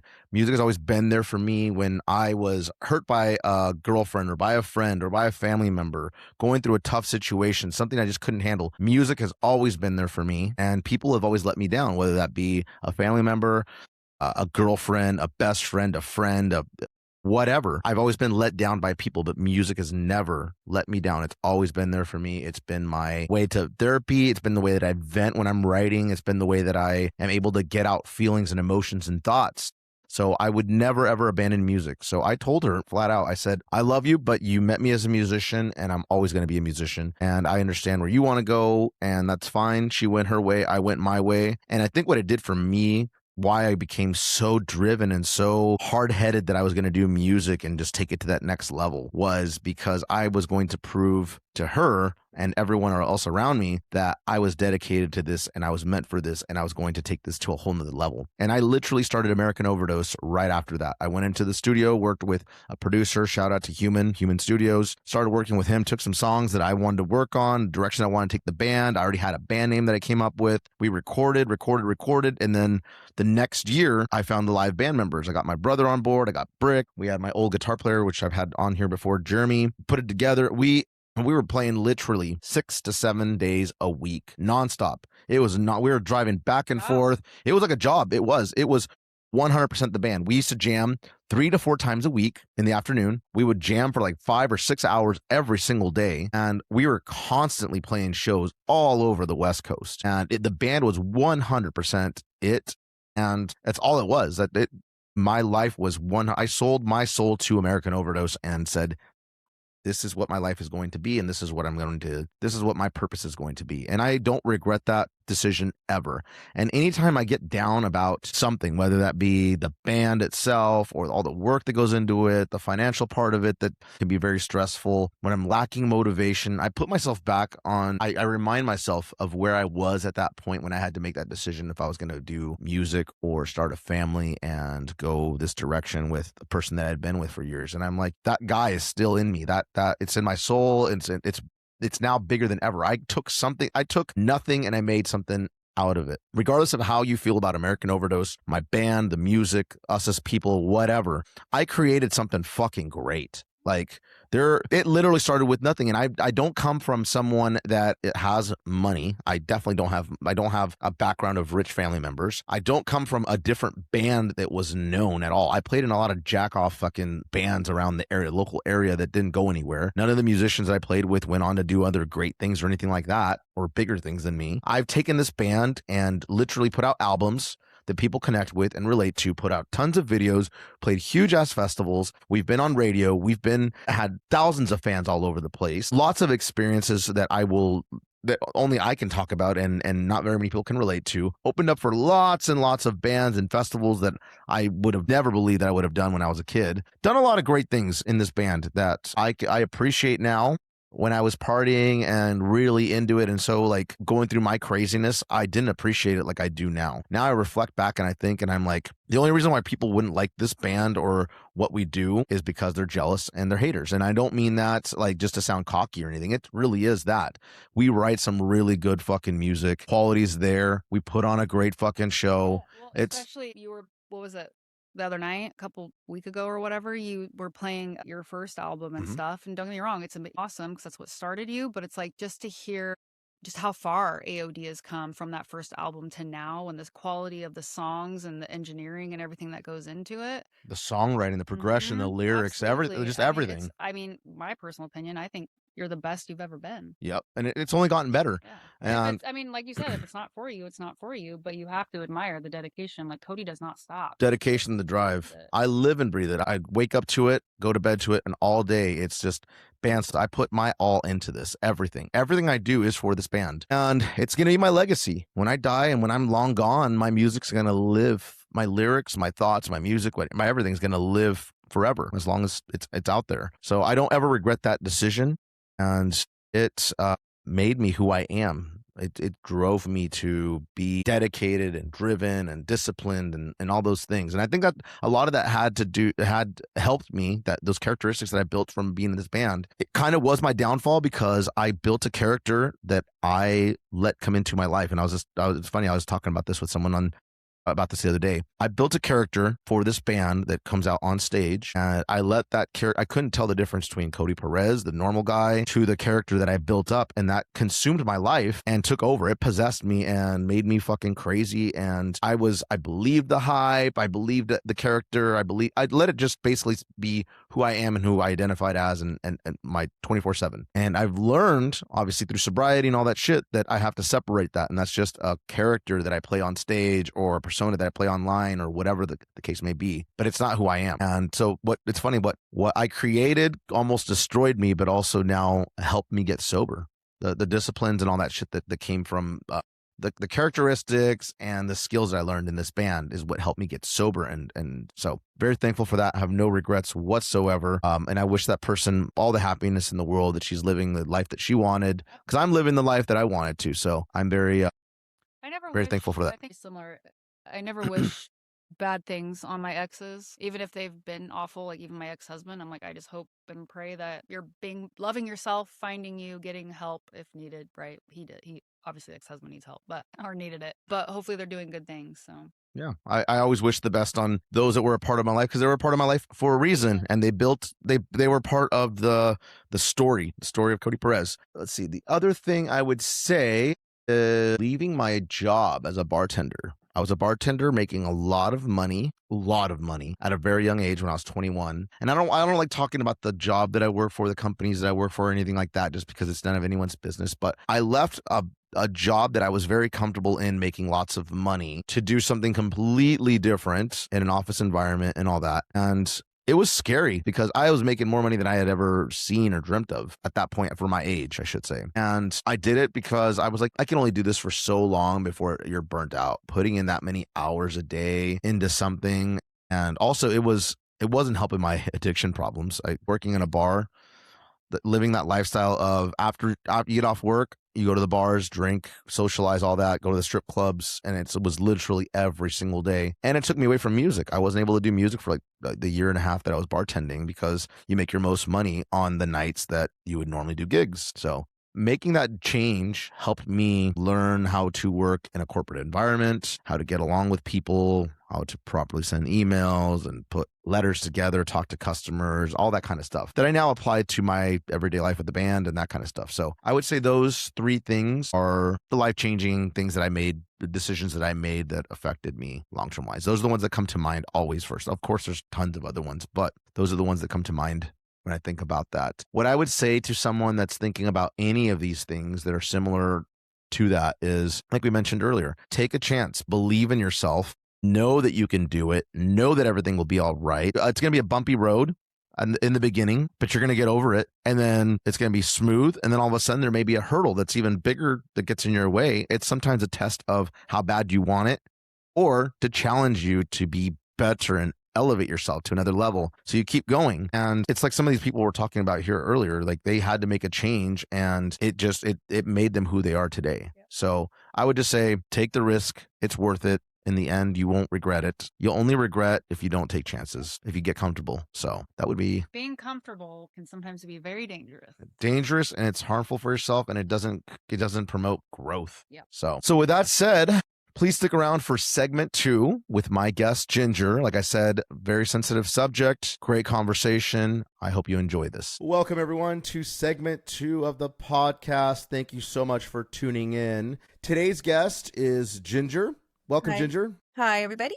Hello. I'm so happy to have you here. Now, folks out there, I don't personally know Ginger. This is another guest that I get to know with you on the podcast here. So I am excited to have Ginger as a guest. So Ginger, go ahead and tell us your story. So I want to preface this by saying that I've always told people who are struggling with mental health to be careful what you do, because you don't understand the wreckage that you leave behind. And sometimes I've had people snap back with, it's not about you. And I need you guys to understand that it isn't about me until you take that step. So what happened was, back in 2001, my brother made a life choice. He took his own life. It was December. It was the day after my birthday.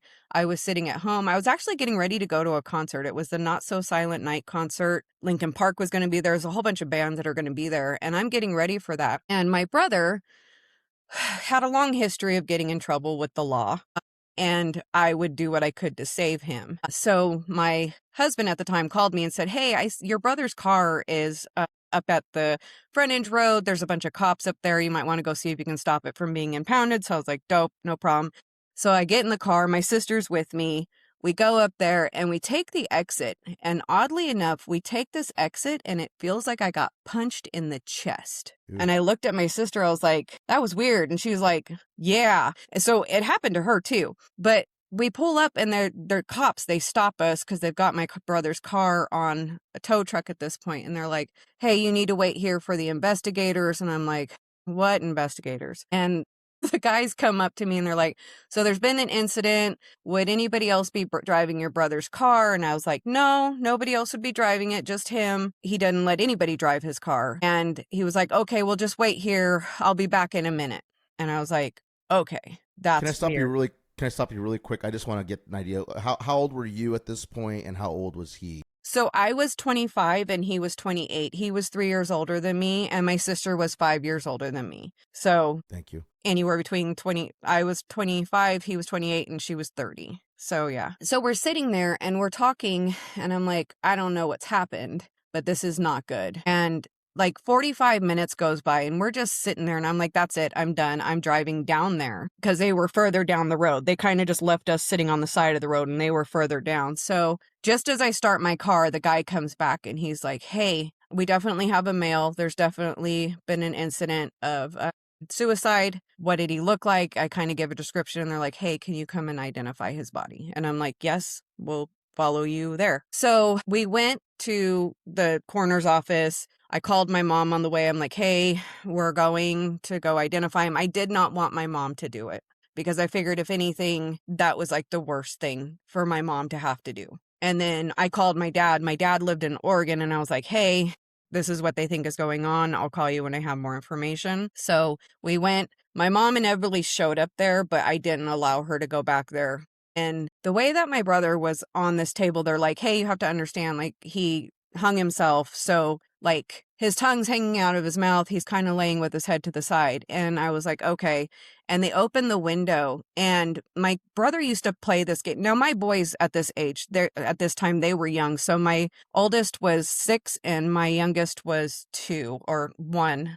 One or two. And he was, the way that he looked on that table was like he looked when he was playing with my kids, play dead thing. And I just instinctually, I slammed my hand against the window and yelled, wake up, and then realized what I had done and I just walked away. So they took that as an identification. So after all of this, and the reason for this conversation is so that you can understand what happens to the siblings or your children or your family, right? Yeah. So what happens after this is I go ahead and I'm making all of the plans for the wake. I make all the plans to get him buried, get him cremated, get him back, because I don't want my mom to have to do any of this. It's her child. She shouldn't have to. No, not at all. Yeah. So, and then my dad, he was in Oregon. He's remarried to somebody and like not his problem type thing. Not that he wasn't upset by it, but like he wasn't going to be very helpful. So I got everything planned and done. And it took me, I don't know, about a month to get everything done. And in that time, like my mom was grieving, my sister was here, she was grieving, my husband was grieving, that was his best friend. Like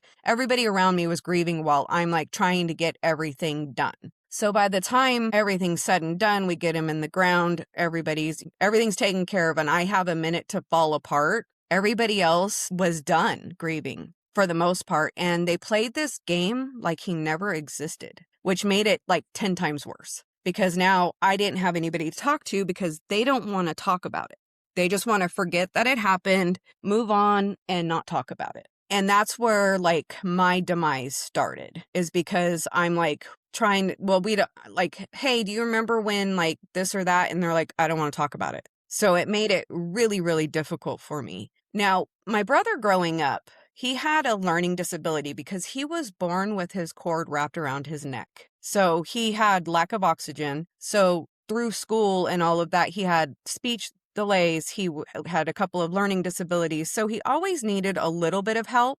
But then as he got older, he kind of got into drugs and doing things he shouldn't be doing. He would get into altercations. And then one time he got into an altercation and he was hit in the head with a bat, and it split his skull from ear to ear. Goodness. So he was then in the hospital, and that, whatever traumatic brain injury that caused, it caused his speech to break up. So he would say, "Hi, my name is Arl." And it was a really weird break in his speech. So I did a lot of things to help him. So like any paperwork he needed done, I did that. Any like talking to people who didn't quite understand him, I would like kind of decipher it for them. Mm-hmm. So I did take care of him a lot. So after he passed away, I went into therapy because I couldn't figure out why I'm upset, but I'm more than upset.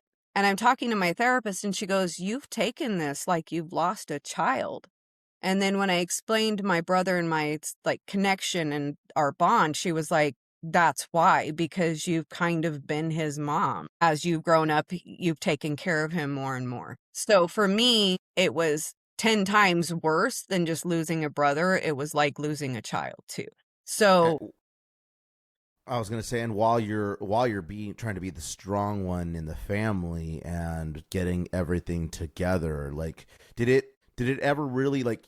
So I understand that when you hit on the window, it kind of they kind of took you away from there. But when you walked away from there, was there like a point in your head where you're kind of in denial that it happened, or were you just like so focused on trying to be like the person that was going to handle the matters so that your mom and the rest of the family wouldn't have to deal with it? Or So like, I think I went into, even though I saw him there, I think I did go into a lot of denial just because I know I face searched a lot for him. And that's something, I don't know if you've lost anybody traumatically, but it's something you do. You'll see somebody who kind of has the same gait or kind of has the same hair and you're like looking for them. But I don't think I face searched as much as I would have had I not seen him. Yeah, I can't imagine seeing a situation like that. I know that when I lost my dad, I was 19 years old, and it was an open casket. I lost him to alcoholism, and just in the couple of days of his body, them doing everything they do to prepare them for the funeral, I mean, I knew it was him, but it didn't even look like him. He was like Right. super pale white, and I don't know if it was my imagination or if he actually did, but there was points where when we were there at the casket, his eye kind of would twitch and his hand kind of even like would grab onto mine, kind of like it was like almost. And they say that the body can do that after they get it ready for burial, and that it's possible like that their body is still like their nerves or whatever. Yeah. And I don't know if it was that or if it was my imagination or just like the shock that I had, because I kind of went into a little bit of denial myself for a little bit. It hurt, but I didn't fully understand what happened and accept it myself. Right. When he passed away, and death hits everyone differently. Obviously mine was much different because I saw it coming. We saw him in the hospital. The doctors prepared us like, hey, this is what's going to happen next. This is probably what you're going to be dealing with. He may be gone in a couple of weeks. He may be gone in a couple of months. So it was 7 days after we got him in the hospital that he passed away, but the doctors didn't know what it was going to be. But ultimately, we knew what the outcome was going to be. You were in a whole different situation where you had no idea this was happening, right? Like this was right there. complete... Yeah, that's the crazy thing. Like there was nothing, like there was no sign of like, okay, he's depressed, this is going to happen. So what I found out later, days later, was that his girlfriend, we all hated her. We couldn't stand her. And he had lost his job because of her. He was living here at my place. I had to kick him out because she wouldn't quit drinking and leaving her bottles around for my 1.5-year-old to pick up and try to drink from. So like I had to kick her out of here. I told him, you can stay. She's got to go. And then she kept showing up to my property and threatening me. I'm like, look, dude, if you can't stop, you got to go. Like, I got kids here. I can't do this. And so apparently she told him that she was going to go back to Holland because she was from Holland and that she wasn't going to come back. And to him, I think he felt like he had given up his family. He'd lost his job, like he'd lost everything. And now she was going to abandon him. And so what I understand is that they got into like a shoving altercation, and he took her belt and went down and started to tie himself up. And then she took off in his car and flagged down help because the car died, and went back to try to find him, but couldn't remember where they were. And what makes me so angry about that situation is she was 6'2". My brother was like 6'1". And when they found him, his toes were like a quarter of an inch off the ground. So if she hadn't run, she would have saved his life. So it sounds like maybe this was something like where it was kind of in the heat of the moment that Yes. he just reacted. Was he a very reactionary person in general? He Like whenever was, because of that TBI that he had, like, and the fact that he already had the learning disabilities from when he was born. Like, he couldn't get things. He was really smart, but he couldn't get things from his brain out of his mouth. So he would reactionary it was always a reaction. There was very little chill with him unless he was hanging out with my kids or his kids that when they were younger. So, and that's the other thing, is he not only did he leave behind nieces and nephews, but he had 2 kids that weren't biologically his, but loved him biologically. Like, they didn't care. Yeah, no, that's a scary thought. Just because I know, I'm not going to mention names, but I know someone close to me that's very reactionary. Mm-hmm. And it scares me because you just never know what's going to make them snap. And Right. they don't think of the consequences. They don't think of the overall what's going to happen. They're just thinking in that moment, like, I need to react to this in the only way that I understand to do it. And they do it. And then later down the road, when you talk to them about whatever it is that, however they react, in a situation like mine, luckily it's not been something where they've done something that permanently takes them out, but they do things where it's just like, you could have really hurt yourself or hurt somebody, and it's because you get in the state of mind of like where you black out and you just react. Mm-hmm. And then when you try to talk to them, they don't, I don't know how your brother was, but I know that in the situations where the people that I know that are like this, they don't ever question or think that something is wrong with them. They just think that's normal to be that way. The other thing is that they don't see how explosive they are. Yes, They don't exactly. understand how far they take it. They're like, it wasn't that big of a deal. I don't know why you're upset about it. Yeah, exactly. And that's a scary thing because you just never know what the outcome's going to be for something. And did he have any conditions like autism, ADHD, or anything like that? Because of the time, again, this was back in 2001, we don't know. My assumption is that, yes, he had like the lack of oxygen thing happening to him, but if I look back at it, he definitely had ADD going on there for sure. Autism, not so much, but my mom did think that he was bipolar. But again, there's that TBI there. So the bipolar, I don't know because the TBI was so loud. But Go ahead. Go ahead. I was just going to say, did he ever show signs of like, because I know you said that he was kind of like, he did get in altercations, but did he ever show signs of being violent towards himself or people that were close to him? Him and his wife his ex-wife, he had divorced her, but they had a very, very tumultuous relationship. It was the strangest thing I'd ever seen in my life. They would literally fight in their sleep. They would be laying in bed sleeping, and one would roll over and hit one by accident, and the other one would roll over. It was a very, very violent relationship. But it was like their thing. It was really weird. And it was weird to watch, but not necessarily towards kids or anything. It was just each other. But again, I don't hide the fact that, okay, he was abusive because of A, B, or C, but I don't think anything that happened to him growing up or from birth helped anything. Yeah. And I always told her, you should probably leave. Y'all should probably go find somebody that you actually want to be with. They're like, no, we love each other. I'm like, you guys are weird, whatever. But he did have drug issues for a little while, and he would get pulled over by the cops all the time, and they'd be like, okay, you're going to jail, because they always thought that he was high because his pupils were blown from the TBI, to the point that my mom had to like almost file a lawsuit against the police department for messing with him all the time. Yeah. So it was almost like he could never get away from it, if that makes any sense. But yeah, so after everything was said and done, and like I said, everybody around me, I didn't really have anybody to talk to about it. I tried to become an alcoholic. I just wasn't good at it because I had 2 little kids, and I won't drink and drive, and I won't drink with my kids in the car. But like, I was trying to find a way to throw myself down the rabbit hole. And unfortunately, the only way that I could do anything was to just be angry. So I became very angry for a while. And one of the hardest things was my youngest son. At the time, like I said, I think he was like 1.5. And he came to me and he's saying to me, he's like, Tiki tree, Tiki tree. And I'm like, huh?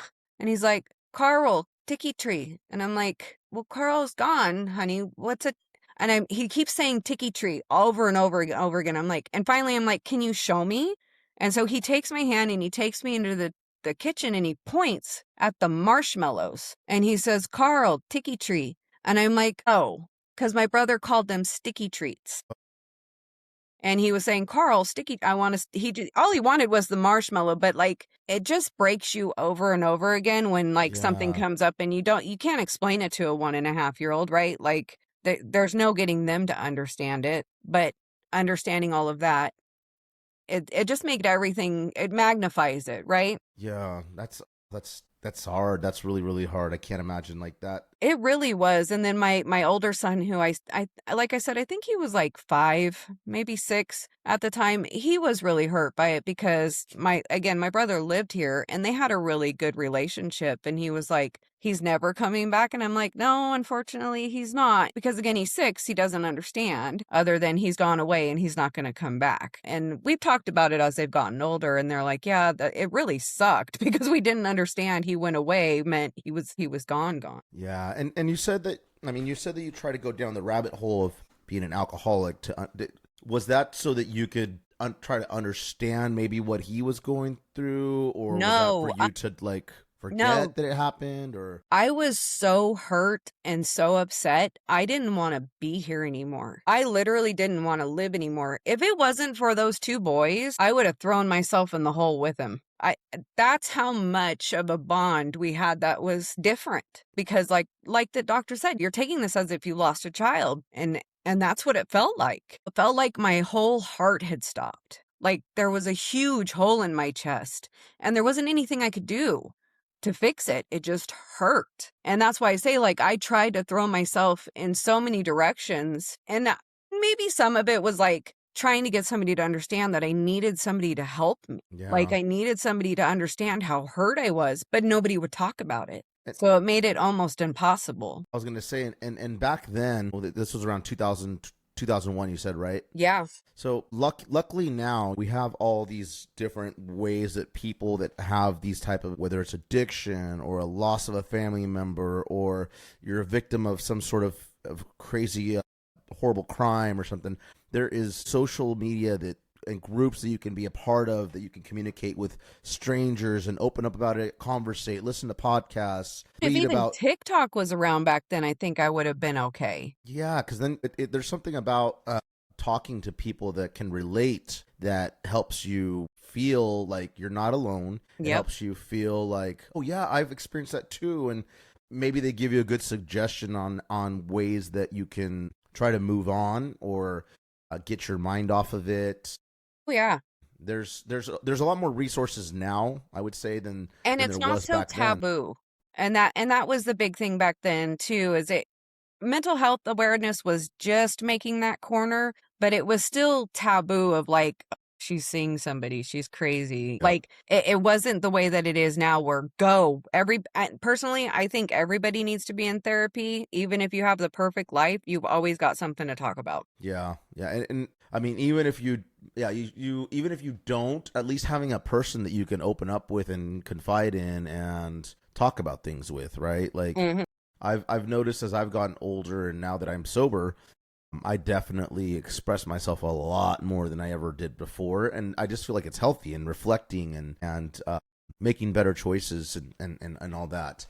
As someone that can relate to thinking or crossing in your mind that you don't want to be here anymore, I can't even imagine what actually going through with it, and then what that would do. Like, I think the one thing that Right. always has stopped me has been where I think, well, how's this going to affect my mom? How's this going to affect my girlfriend? How's this going to Right. affect my brothers, my family members? And that's always in the past stopped me from those situations. But I've been down that dark hole where you just don't feel like it's not going to get better, and you just don't see any other way out, and you just don't feel like anyone can relate to you, and like you're alone, and all you see is just darkness, and there's no light there. And it really sucks when you get to that point. Yeah. I think at that point, when you get to it, you really really need to talk to somebody, anyone. Yeah. Even if it's a complete stranger, and get someone to try to pull you out, or to at least see the light at the end of the tunnel, Yeah. regardless of what you're going through. And Absolutely. I think you're right. Back then there wasn't any of that, and no one really talked about it, unfortunately. And it was probably easier for people to just be like, "But screw it, I'm gonna just take my life," and boom, they're gone. Yeah.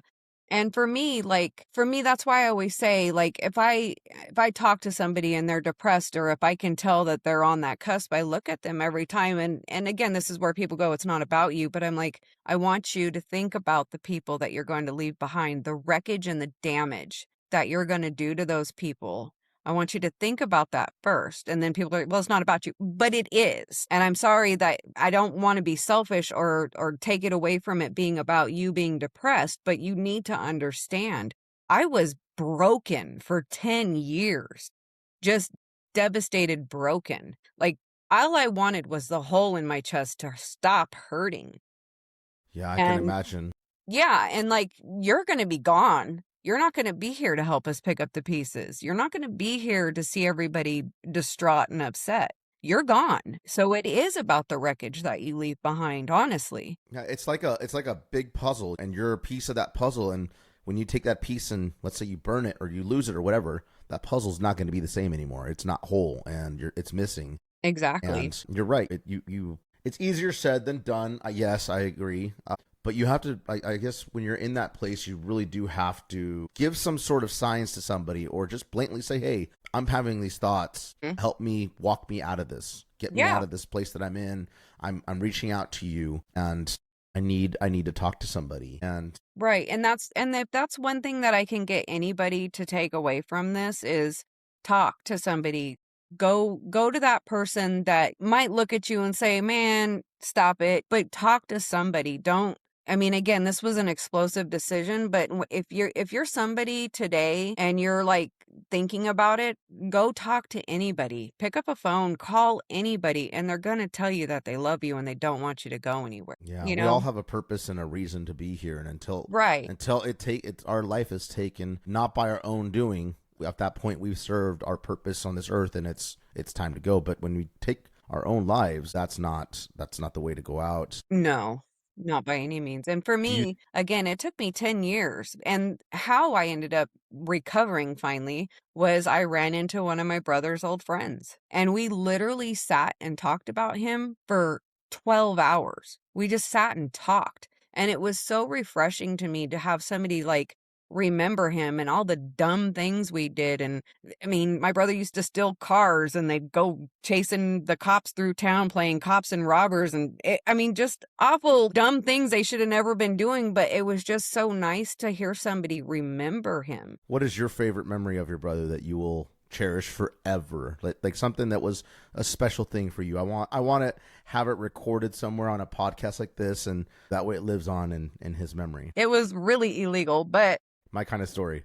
yeah. So my brother went across town to pick up, I don't know, an ounce of weed or something. And this was like in the 90s, had to have been 94 before I even had kids.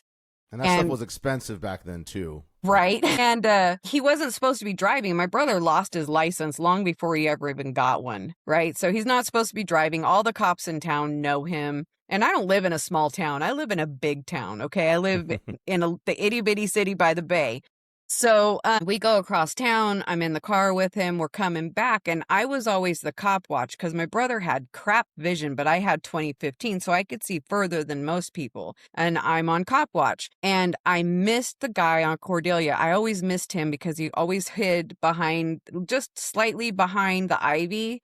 And I missed him again. And so lights go on and we're driving down the road and he shoves the ounce of pot under my butt and he tells me, cry now. And I had the uncanny ability to just cry like on Wow. contact. So I start crying. The cop comes up to the window and says, Carl, you're not supposed to be driving. He goes, my sister was at a party with a bunch of adult men and my mom made me go get her and I got to get her ass home. She's in so much trouble. And I'm just like, I'm sorry. And he's crying.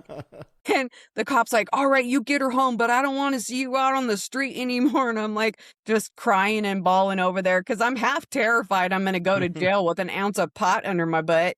And so he let us go and he got me home, but it was hilarious. Like, it's just one of my favorite stories to tell of like, you better cry right now. Yeah, wow, I mean, you saved his ass clearly, so I'm sure I did save his ass on that one. But yeah. That's too good. I mean, and people like that, they will leave a lasting impression on everyone they came in contact with. Well, my brother was one of those people that, like, if he saw you broke down on the side of the freeway, he didn't have to know you. And especially if you were a woman with a child, he would stop and do whatever he could to fix your car or get you to the gas station. Like, he would stop and help anybody. He didn't care. He wasn't in it for the money. He didn't care if they had the money to pay him back. He just wanted to get you off the side of the road. Good, the man with a good heart.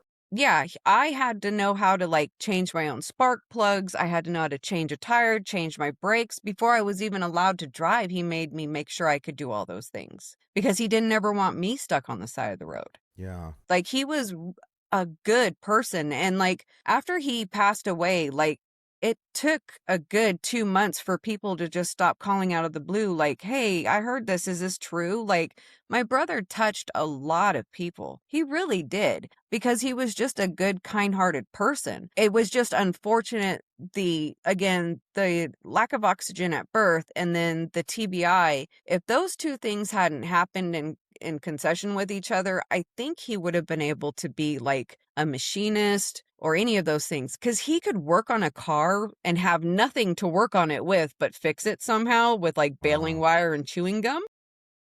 But unfortunately, those two things just made it to where he would get too frustrated and he couldn't get from point A to point B without the frustration level. That's too bad. And I mean, if anything, though, that like you said, he did touch a lot of lives, and I'm sure all the people that were in his life still probably think about him to this day. All of his friends.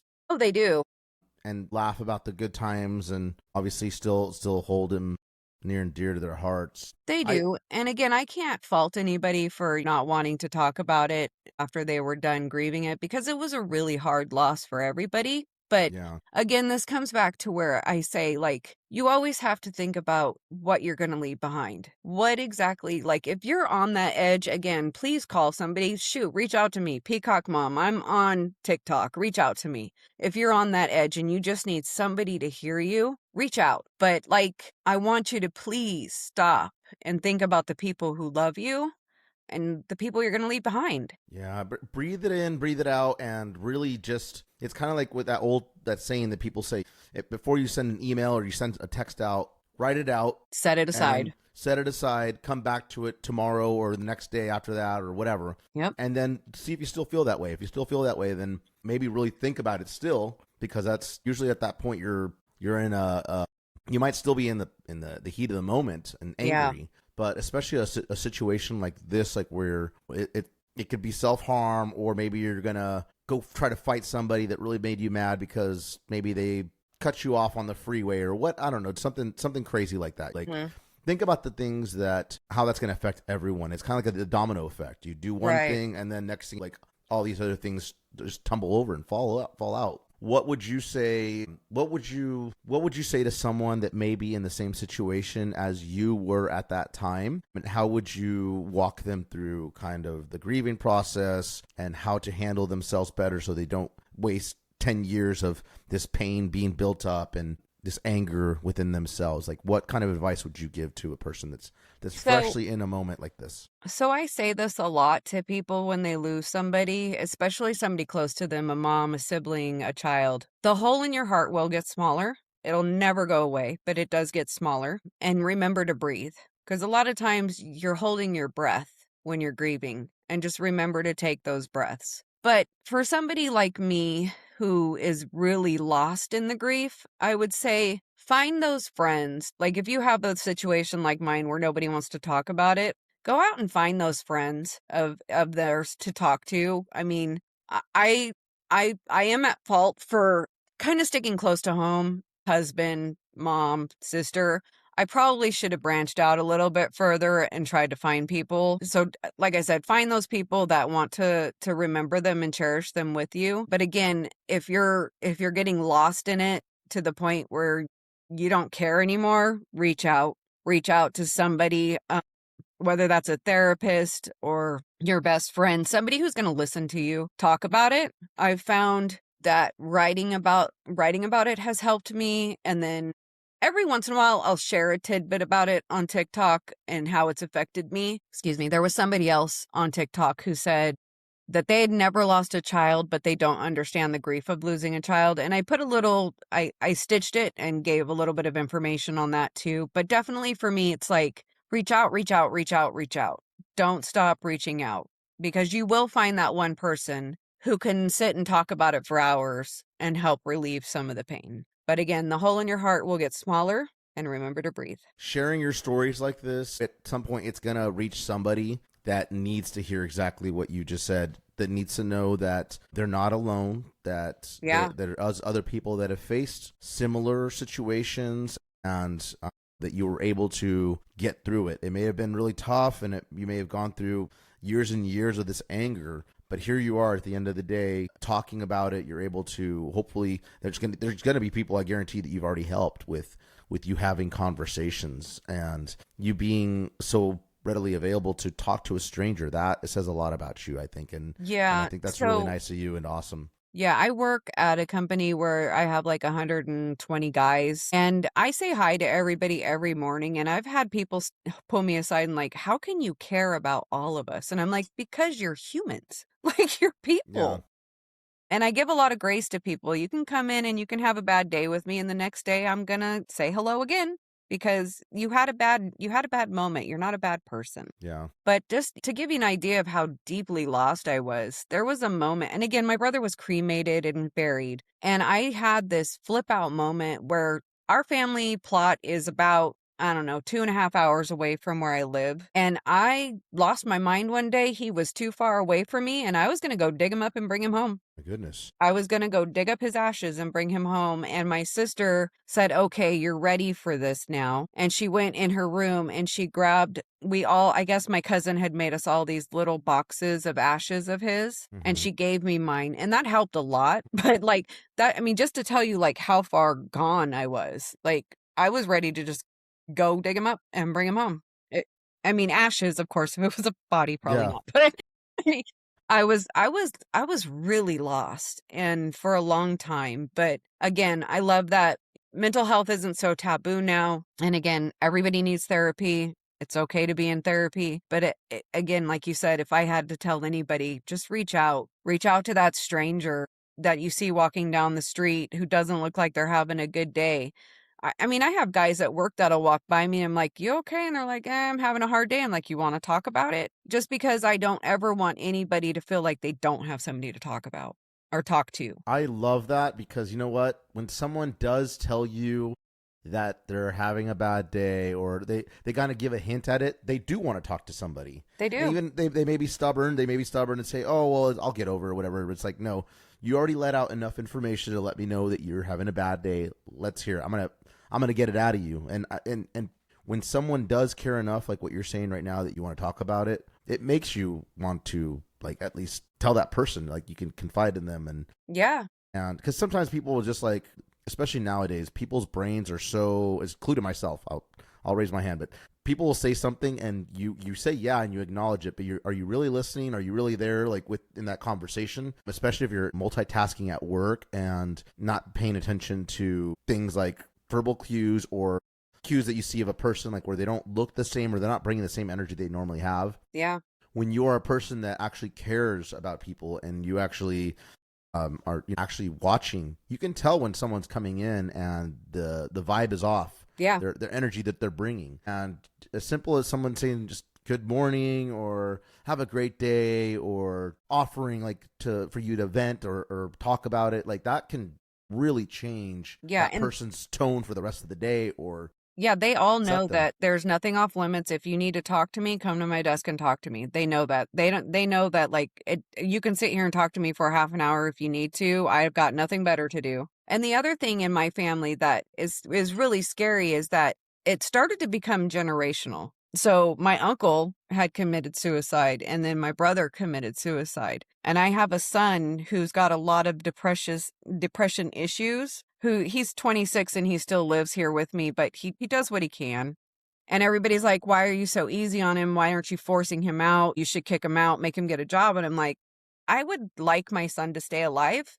Yeah. And maybe I'm a little too lenient with him, but for me, I can't have it be my son too. No, yeah, for sure. And it's no one's business how you handle what you know your son better than anyone else does, right? Right. 'Cause that's you've raised him, he's a part of you, and it's none of their business for them to tell you what you should or shouldn't do. Like, screw that. And it's scary. You've been through something very traumatic where you're now on the alert, and that's good. It's good for you to be alert, because if you just kind of said whatever, who knows? He might. Right. God forbid, but and then you'll have that thought of why didn't I, or why didn't I look for that? Why was I not alert? And I had 10 years of that. I've had enough of that, and I don't want it to be my kid too. No, like, you don't need that. It's too scary for me to even. I can't even think about it without it being terrifying for me. But that's why he's still here and still welcome under my roof. But my older son, he knows, like, if everything goes wrong, you can always come home. Like, home is a place for you. Yeah. But for him, it's just it became too close to generational, and I'm like, I can't have it be my kid too. That's a very, very scary thought. And as parents, we should. I'm not a parent, but as parents, you should never have to bury your kids. No, you should not. And kudos to you for getting clean. Thank you. Yeah, I definitely, I've been clean for 30 years. Wow, that's I hope to be there someday, but that's a huge milestone. Like, yeah, you'll get there. You'll get there. That's the plan. Drugs and alcohol definitely don't help when you have issues of depression and anger issues and anything else like that. It never helped my situation whatsoever, and just being sober itself, like, has made me appreciate everything. Like, these conversations that I have with people, everything I have in my life, and I'm not talking like materialistic crap or money or any of that crap kind of stuff, because that stuff at the end of the day does not matter. When I was deep into drinking and deep into using drugs and that, I was very superficial, and I didn't appreciate the people that I have around me and all that I've been blessed with. Yeah. Not materialistic wise, but like the friendships that I had and family members and health and all that. What would you say that whenever you are missing your brother or you're thinking about him, what are some ways that you honor him that are special to you? Like, do you listen to certain music, or do you watch a certain movie, or go to a certain place, or how do you, when you're missing your brother, where do you go, or how do you So my brother, when he passed away, the car that I was talking about, it was a 79 Firebird 10th anniversary limited edition with a 403 in it. So I've been rebuilding that for a very long time. My sons have actually taken over the financial responsibility of rebuilding what still needs to be rebuilt. So we work on that. I'll go up to the site sometimes where it happened and just sit there for a little bit and yell at him. I mean, really, just because sometimes I'm just mad at him, but yeah. But for me, it's just, I talk about him now. That friend that I was telling you about that I reconnected with, we're together now. So I can talk about him. That's awesome. So whenever I'm missing him, I go talk to Kevin about him. We sit and we talk about racing cars and playing cops and robbers and doing things we shouldn't have been doing. Love it. Well, the thing is that way back in the day, the town that I live in, there's an area that's now houses, but way back in the day, there was all dirt fields for like 4 miles of dirt fields up there. So he would go steal a car and they'd run through town and they'd take it up in the fields and dump it and run from the cops, and they got away 90% of the time. Oh my goodness. So telling stories like that to the kids and things like, it's just all fun now. And the memories are good memories. It doesn't mean I don't still miss him. And one thing, I mean, I'm not a religious person, by any means. I say that I'm kind of granola. So I take everything that I like from the religions and I just leave the rest, right? If I don't agree with it, I don't have to love it, right? That makes sense to me. And so one of the things that I do is I pray to my brother because God is a busy man. He's got a lot of people who need a lot of things from him. Yeah. My brother's got time to sit and listen. I So love if I that. need something, I pray to him because he's probably got a little bit more time to be like, yeah, maybe we make that plane get to the other end. Like, and I know some religious people are like, oh, never put anybody before God. But I'm like, I'm not putting anybody before God. I'm just saying he's got time to listen. Yeah. And it, in a way, it's like you're asking him to look over you, look over your family as a, do you ever feel his presence or get like certain, like, I know that sometimes like I have dreams of my dad and it feels so real, but he's like trying to give me a message and I think on it the next day forever. And then finally something clicks and it's like, oh, that's what he was trying to get to me. Do you ever feel his So presence when I or was like sending signs? when I was really, really depressed, he used to come to me all the time in my dreams, all the time. And there were times where like I can tell. So there was one dream in particular where he was like, hey, I need to show you something. And I'm like, okay. And he's like, I need to show you where my son is buried. And I'm like, Norik's fine. I don't know what you're talking about. No's fine. And he's like, no, my son. And then I realized he was talking about his girlfriend at the time. I was like, I don't want to see that. And I woke up and we did find out that she did have a miscarriage. So there was that. And then my brother, I swear, loves to hide things from me. So there was there's been several times that this has happened, but there was one time in particular where I was going to my god sister's graduation 2 hours away, and I had my cell phone next to me. I'd left work and I was driving. My cell phone was next to me. This was like the beginning of cell phones. And I'm like driving and I reach over to grab my phone because I needed to call somebody and say, hey, I'm running a little bit late. But I can't find it. So I pull over, search, dump my purse, search the whole front seat of my car, can't find it. So I get back on the road. I stop at a gas station to make the phone call from a payphone. That's how long ago it was. And then I go get back in my car and my phone is sitting on top of everything dumped out of my purse.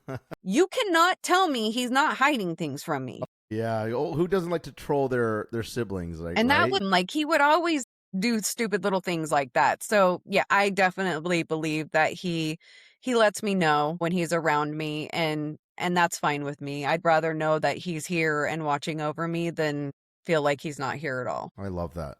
That's because all we can do is keep a positive attitude about it and try to find the light at the end of the tunnel.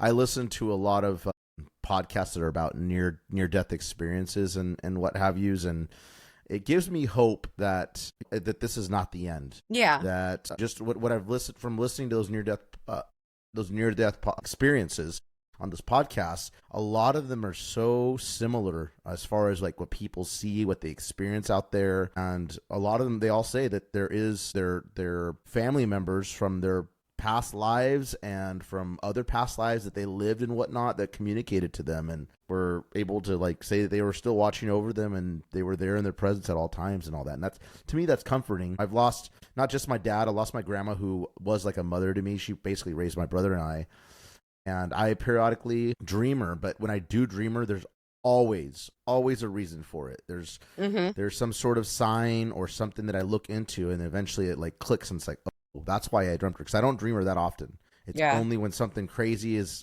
happening in my life or she just needs to basically reach out and just be like, hey, pull your head out your ass and get it together. Yeah. So. I had he wasn't my brother. He was a friend that we had all all of us kids grew up together. So I called him a brother, and he had a really bad heroin problem. And he also always got in trouble with the law. So I always found comfort when I would get jail mail is what I would call it because I knew he was safe.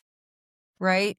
Well, last year he finally OD'd and died. And it was awful because I was like, oh, man, like now I don't have any brothers. But I have been dreaming about him again. And I was like, oh, shit, he's trying to talk to me. So now like I'm paying attention, like what's going on? Like, but it makes me so sad because I wish he became institutionalized. He'd been in and out of jail 90% of his adult life. And when he wasn't in, he was using. And I think the fentanyl finally got him. But I always say that. And I had heard parents say that before, like I always sleep better when I know he's in jail, and I was always think, what an asinine thing to say. But then, like, I finally figured out I do sleep better when I know he's in jail. Like when I'm getting jail mail, I know where he's at. I know he can't get high. I know he's not going to get got by anything. And then, unfortunately, it finally got him. So But sorry. yeah, That's yeah. Drugs are drugs are a bad. horrible thing. They're really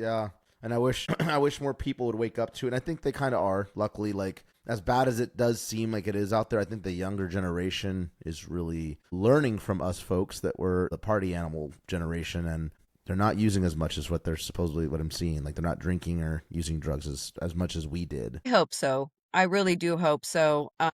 Because what's happening out there is crazy. What bothers me, and this is a whole other topic I could go off on, but don't punish my pain. I have 2 autoimmune disorders and then so I have fibromyalgia and myofascial muscle disease. So not only are my nerves on fire all the time, but my muscles are too. So I take Percocet 3 times a day, but I can't have that and mental health medication because I do have multiple personality disorder, but I can't have my mental health medication and my pain medicine, but I don't want to be in pain. So I choose my pain medicine because I might stick a needle in my arm, but I've been on the same dose of pain medicine for 20 years. Yeah, that's the thing that sucks is like you get put on medication and then you find out that you have something else and you have to get a different medication, but it's like, but I'm already taking this, which is not supposed to go with this, and then it's right. It's so a what scary they're thing. It's like they pick your doing, poison. well, what they're doing is they're saying like I couldn't have my pain medication and have an anxiety medication at the same time because you might stop breathing. And I'm like, but I've been on the same meds for years, and I was on both of those meds for 10 years until the FDA said you can't have both of those at the same time. And I was like, but I've never done anything wrong to be not trustworthy here. And they're like, sorry, nothing we can do about it. I wonder if they found that it was like long term was more dangerous or No, or what who it knows? is Like, it all goes back to the people, unfortunately, who are instantly addicted to things and end up sticking a needle in their arms. And it's the whole opiate crisis, which isn't really the opiate's fault. It's just some people have that highly addictive personality and they end up doing what they do. And therefore it back rolls, right? And they're like, okay, well, if we give these 2 medications at the same time, it's a higher likelihood of somebody becoming addicted to street drugs or moving to street drugs, which is unfortunate. But, and then there are the cases of people taking too much of the 2 things together and stopping breathing. But you actively have to take more than you're supposed to be taking. yeah, I don't recommend this for anybody out there. To each their own. I always tell people like do what works for you. I can't take medication because I have such an addictive personality that I will overdo it. So I was prescribed anxiety medication 2 or 3 years ago. And I found that it had a lot to do with my drinking and the drugs I was doing. I had anxiety. I always had it growing up, but it got even worse when I started like weaning down from drinking and completely got sober. Yeah. It just went through the roof. And at one point I had to go to the hospital to get my heart checked. I seriously thought I was going to have a heart attack. It was even hard to go to the hospital. That's common among men. Yeah. And they plug me into all those machines and like, your heart is fine, but it's probably like I can tell like there's something going on here. It's probably like a panic attack that you're having and anxiety. So they prescribe me a low dosage of, I don't even know what the medication is, but I have it in my drawer and I've taken it maybe 2 or 3 times total of the 3 years that I've had it. Good. Mostly just because I don't want to get immune to it. I don't want to get addicted to it. And I don't trust myself. I don't even like taking ibuprofen. But what's good is that you know that. Yes. And that's what's good say, because you hold yourself accountable. Yeah, that's why I say like don't take my advice. I'm not a doctor. I don't claim to be one. And me each either. their own. What works for you works for you. What works for me may not work for you. Probably won't work for you because I'm pretty crazy myself. And like I always tell people, I'm like, don't do what I do like at all. But I worry about what the end result's going to be for me if I do that. So I stopped drinking soda. I stopped drinking Red Bulls. Well, that'll do it. I drink coffee, but I stopped with the energy drinks completely. I've been over a year and a half now clean from energy drinks and drinking sodas. So I've been slowly trying to make adjustments over time, aside from cutting out drugs and alcohol, eating cleaner, being careful about what I put into my body. So I read the labels now and all that, just because I'm like, if I'm gonna try to live as long as I possibly can, I don't want to be hurting down the road and have to be on these machines and diabetic or dialysis or any of that kind of stuff. I just don't. I've seen too many close family members go down that road, and I'm like, if I can avoid it for as long as I can avoid it, I'm gonna try. Yeah. Just do your best to stay as low as you can and make sure that your every day is made worth it, right? We're getting close to the hour here, Ginger. I want to thank you so much for sharing your story with us, and I think that it will reach people that need to hear it. That's the goal, of course. Is there anything else that you'd like to share, or anything that you want to plug that people can find you on social media? Or Well, you can find me on TikTok under Peacock Mom. And again, if you're having a rough time, message me. Reach out. I'm always here to listen to somebody who needs the help. I'll see somebody on TikTok who's having a bad day, and I'll be like, hey, I'm here for you. If you need to talk, reach out to me. Rarely do they do it, but I always say that. I just want people to know that there's always somebody out there who's willing to listen and give you their time if you need it. I love that. You sound like a very sweet person, an easy person to talk to. So definitely, folks out there, reach out to her, even just friend her. You might love the content that she shares, and you might need her someday. So why not give her a follow and check out her content. Thank you so much for sharing your story with us, Ginger. Thank you, Cody. I appreciate you. All right, everyone, you have a great rest of your day. And that is the end of segment 2. Thank you guys so much for tuning in this week to the podcast. Thank you so much, Ginger, for sharing your story. Great conversation, as I mentioned. We are very thankful for all of you guys that listen. I want to give you a heads up. I don't know what next week's podcast is going to look like. I do have a guest for you guys, so there will be an episode. But you and I obviously will not be able to do that because I'll be out on the road. So I may just upload the episode that I had the conversation with my guest for next week's show, or I may do something from the road. We'll see. It depends on if I'm feeling. I'm just worried that someone's going to say something jacked up that, I mean, I can always edit it, but we're not very PC friendly. I think people know that. If you've been following me, that we're not filtered. We have a sick sense of humor, and I think we're funny, whatever. So we'll see what happens next week. So I just want to give you guys a forewarning of that. I want to give a shout out to our financial contributors and subscribers, King John and Eric Sheets. To all of you out there, quit slacking, subscribe, help us out, because this podcast does cost us money. $1, $2, $3, $5, $10 a month, whatever you want to pay. We highly encourage you to do that. I know I've been saying that every week, and I will continue to say that. Please help us out. This costs us money. It costs us time, and it's for a good cause. These you get to come hang out with us. Get to hang out with us for some good conversation. Couple hours. So shout out to those guys. Shout out to all you that contribute to the question of the week. All of you listeners out there, we thank you guys. We love you guys. Please continue to do so. Look at the boys. The boys say hello and goodbye. And I want to thank you guys all and wish you guys all a great week. I hope that I get to meet some of you out there on the road that we're going to be traveling through, possibly in your area. Come out and see us. I promise you that we're worth it. We are a fun band to see live. You'll get to meet us too, because we're going to be hanging out with people there. We plan on hanging out with everybody that wants to take pictures, talk to us, whatever. We're going to be out there. So have a great rest of your week. Share the podcast with others and do wonderful things. Love yourself. Yeah. Love you. Bye. Be sure to find us on all social media platforms, follow and subscribe.